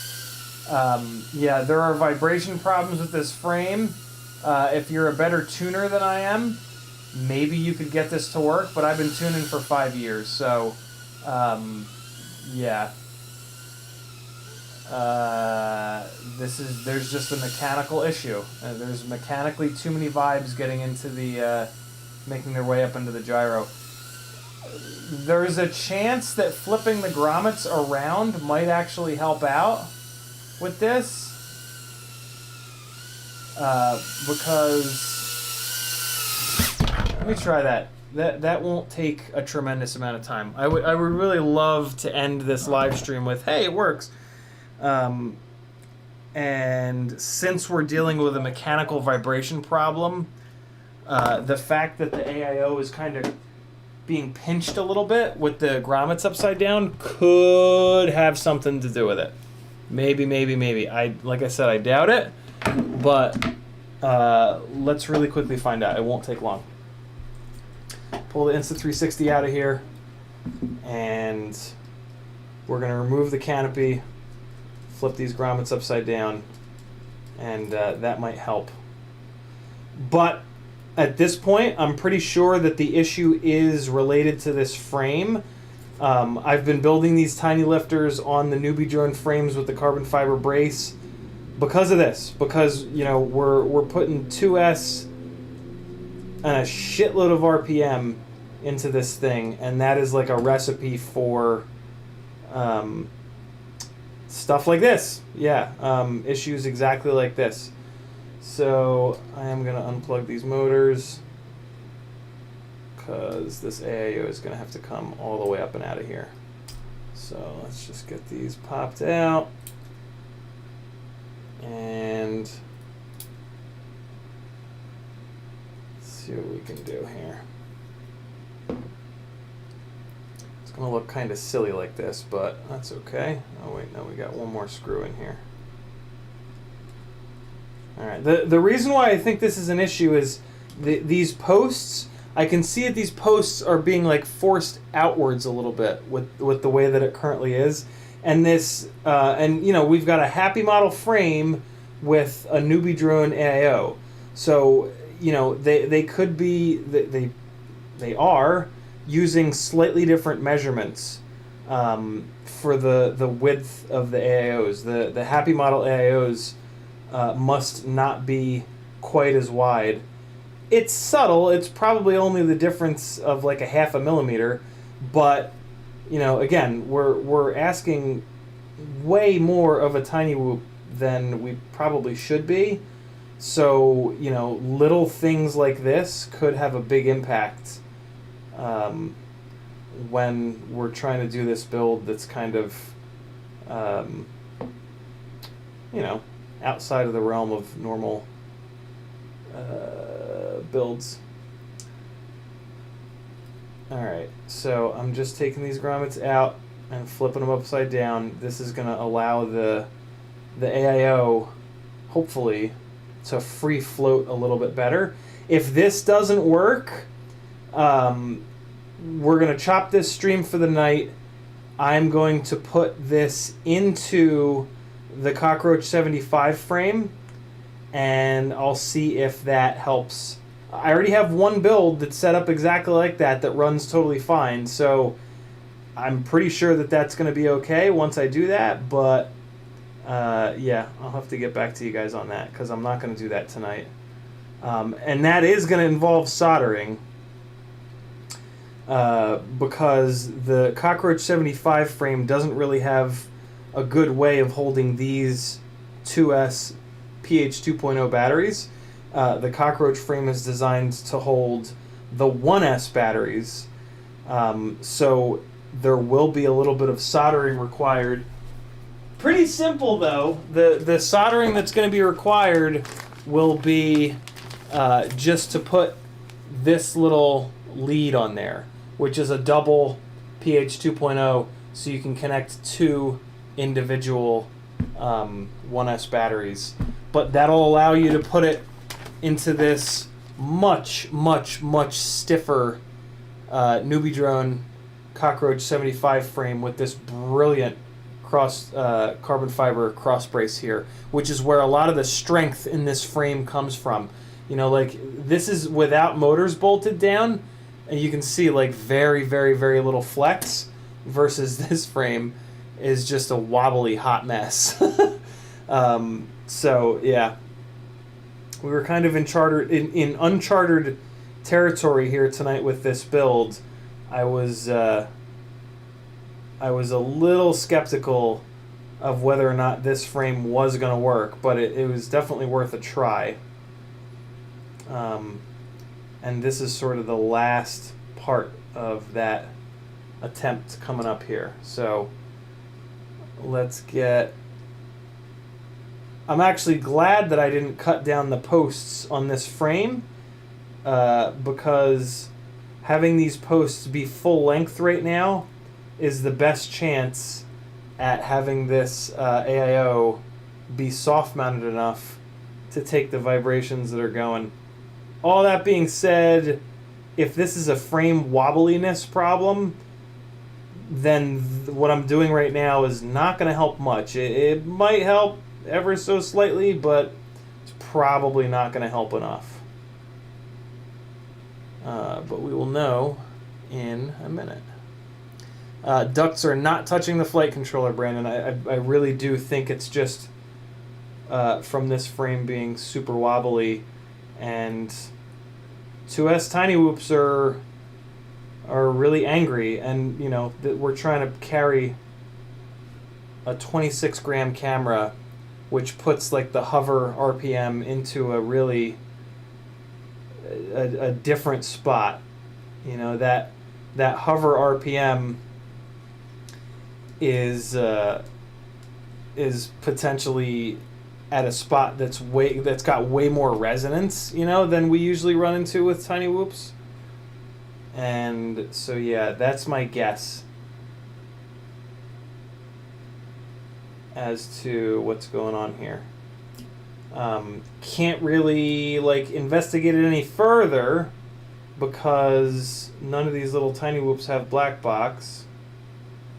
But I mean, black box, I'm not convinced that black box could really help this, right? Like, we tried a less aggressive filter setup. Now we've got basically the stock filters.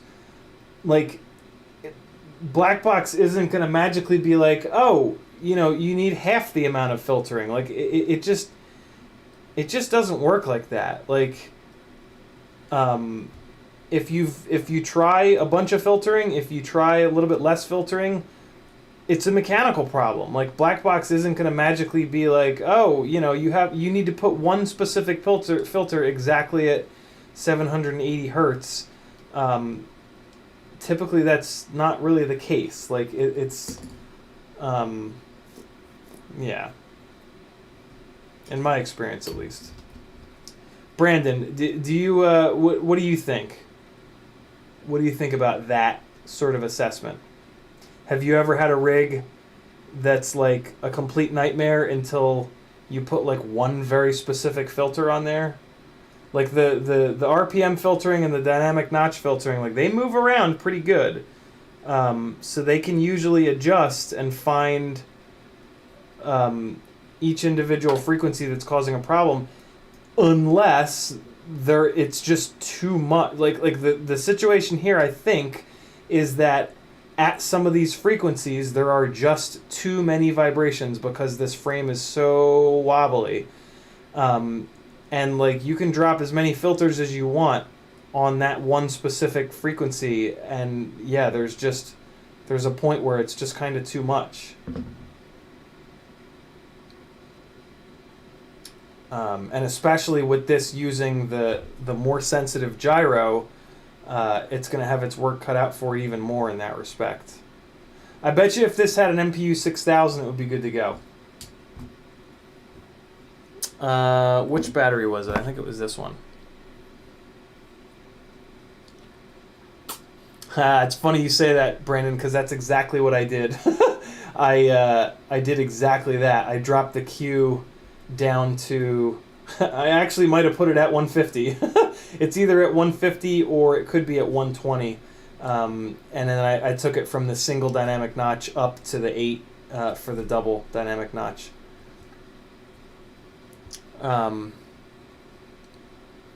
yeah, this strikes me as one of these situations where, like, yeah, the frame just ain't having it. The frame just has a resonant frequency that's just not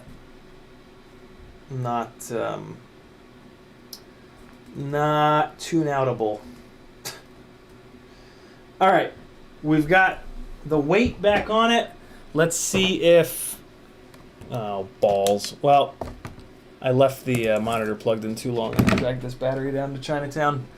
So you guys are not going to get a view of what's going on in the goggles, but you are going to get a view of my big silly face. Hold on. Let me get this battery onto the charger to try to bring it back to life again. I need to, man, I keep forgetting to order like a big like 2,000 mAh 3S battery for this damn thing.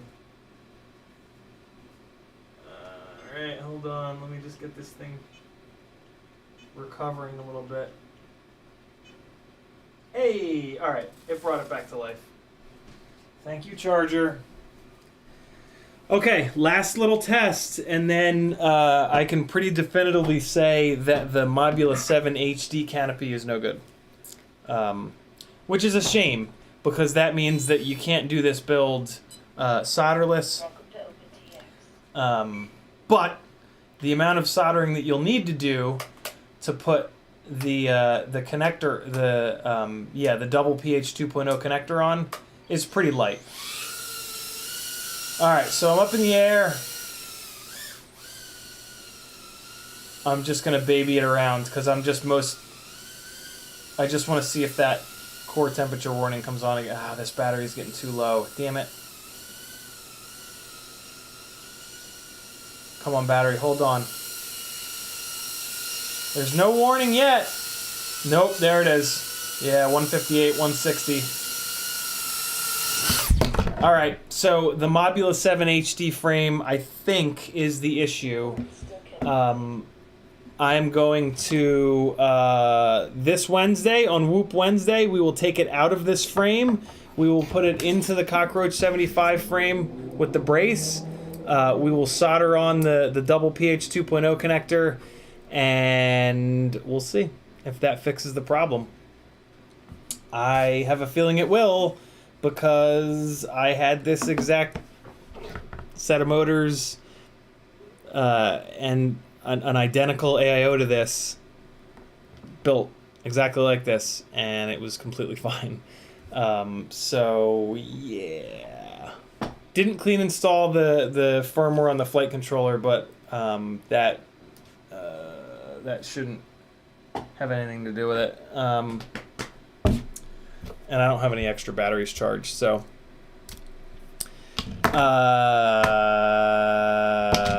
damn. Okay, so the no solder build is potentially not possible. But if you're an FPV, you should learn to solder. Let's just be honest here. So we will revisit on Whoop Wednesday at 8 p.m. Eastern Time. Man, I was really hoping I could get this figured out, but I was super skeptical of this wobbly. I mean, look at that! Like, that's ridiculous. Here are the other builds. Here's what here's what the problem is. I'm just gonna say it. This build is in a frame that does that.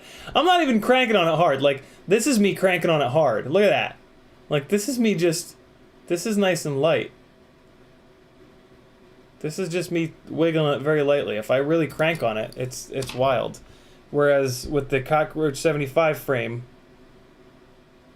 like, it doesn't even, like, that's me going hard at it. Like, it only flexes the ducts. Like, the ducts are the only thing that moves. The carbon fiber X brace keeps the motors, like, completely locked down. So yeah, this is the frame that I believe this build needs to absorb those mid-throttle vibes. Not this one. Not a frame that's this wobbly. This is not good. I don't think the brace will fit. Nah, the brace definitely won't fit. The Mobula frame has this huge battery bay here, which, yeah, works with these cool little batteries, but doesn't allow the rig to fly properly. I could start turning the PIDs down, and that would probably bring this thing under control, but then it would fly horrible. And I have no use for rigs that fly like crap. I'm going to mechanically tune the rig so that it flies good, because I'm not going to fly something that doesn't fly good. What's the point, right? So yeah, you might be able to get this no solder build up in the air. by doing everything I just did and then just dropping the PIDs down by, like, let's say 20 points, maybe even 30 points. That would probably get this so that it flies and the core temperature doesn't skyrocket like that. But your flight performance is going to be crap, and I ain't got time for that. I'm not going to fly a rig that flies like crap, especially when I have two others that fly great on the Cockroach 75 frame. You know what I mean? So, but that's just me. If the flight performance doesn't, bother you, then you're good to go. Brains Baked Beans wants to hear the ESC beeps.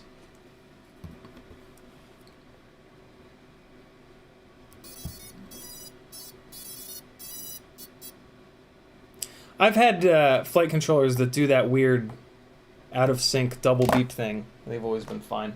Are you guys thinking it might have something to do with that?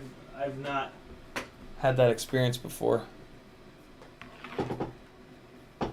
There was that very strange computer shutting down weirdness with the install. So let me reinstall.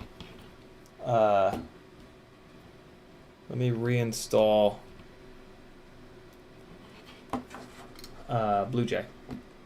See if that weird double beep thing goes away. Read setup. And we're going to flash all. Version 0.16, PWM frequency 48. And we're going to flash. See if that helps out at all. J Drones, we got that. Brandon says plug in that whoop again. Want to hear ESC beeps. Boopity boppity boop. Alright, yeah, let's see.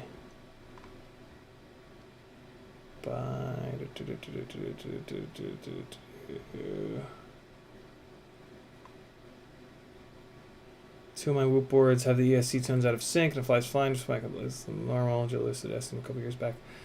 Alright, it is on the 4th ESC. Let's see if that has anything to do with it. Can't imagine it does, but it was very weird when it was shutting the computer down. There we go. Okay. So that's good to go. Did it keep all the settings? Yeah, it kept all the settings. Cool. Alright. Let's give this one more try. Not that I have a battery to actually try this, but no, yeah, still does double. I think the other ones do that too, though. But I don't have any battery charge for the other ones. Yeah, no, it's this frame. It's this frame, man. You can't have a frame that's this wobbly and not have some weirdness going on. So this needs to come out of this frame and go into a Cockroach 75 frame, which we will do on Whoop Wednesday at 8 p.m. Eastern Time. Thanks for hanging out, friends. Sorry there's not a no solder option for you, but around here, it's worth soldering to get something that flies good. And that's what we're going to do. So if I think that I was going to get rid of these batteries anyway. If you want these batteries, they're all yours. I'll charge you very little for them. GNB 2S350, they all have PH 2.0 connectors on them. Two of the GNB 350s, one of the Talon FAF 300s. If you're interested, let me know, and they're all yours. Also, if you're interested in these RC and Power GTS V3 2105 3600s in teal, blue, and pink, let me know. There's a chance I'll keep them. There's a chance I'll get rid of them. No promises. I'll probably get rid of them, to be honest. Oh, and I forget. Here's a bonus for those of you that stayed till the end of the stream. Oh, no, it's gotta be a surprise. Wait, no. Here, it's gotta be a surprise. Oh no. Hold on. Wait, no, I'll go this way. This way, it's a surprise.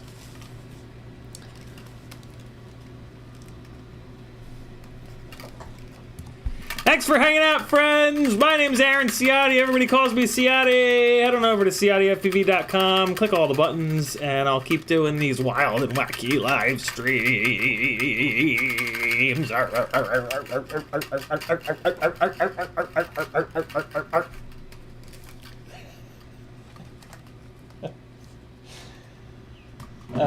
Those are the same googly eyes that I used to have on my box goggles. way back when. For anybody that's a super OG fan, you'll recognize those. Bob Noxious says, how much for the motors? As of right now, because there's a chance that I'm keeping them, whatever they are retail, whatever they are on RDQ. If I decide that I really don't want them, I'll charge a little bit less than that. But for right now, because I don't necessarily know if I want to get rid of them, it's got to be whatever they are out of the box, because that's what I just paid for them, and I haven't even taken them out of the box yet. So yeah, Florida edit coming soon. I can maybe finish it up tomorrow. That'll be super fun. So maybe there'll be a fresh edit. Football edit went up yesterday, so go check that out. You're gonna like it. Watch it on a big TV in 4K with some volume. And yeah, I don't know. If you want to see the googly eyes in slow motion, 240 frames a second, head over to my Instagram. It's yeah, you can thank me later.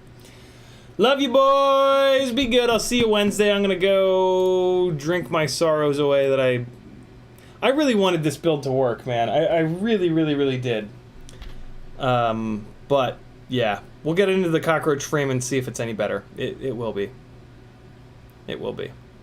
We tried.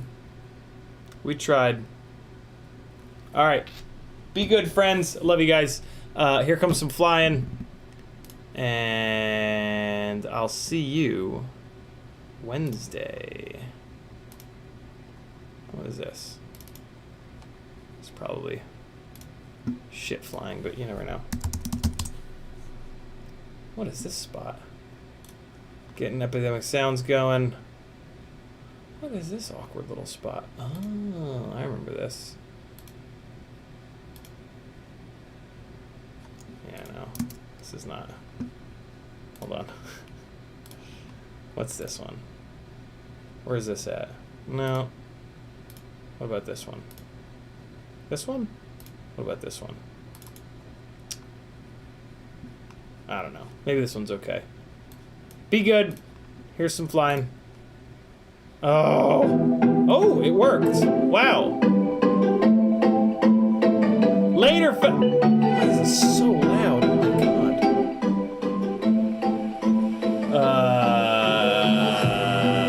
Bye. Oh, hold on. I'll be right back. Here we go. All right, people. Be good. Here.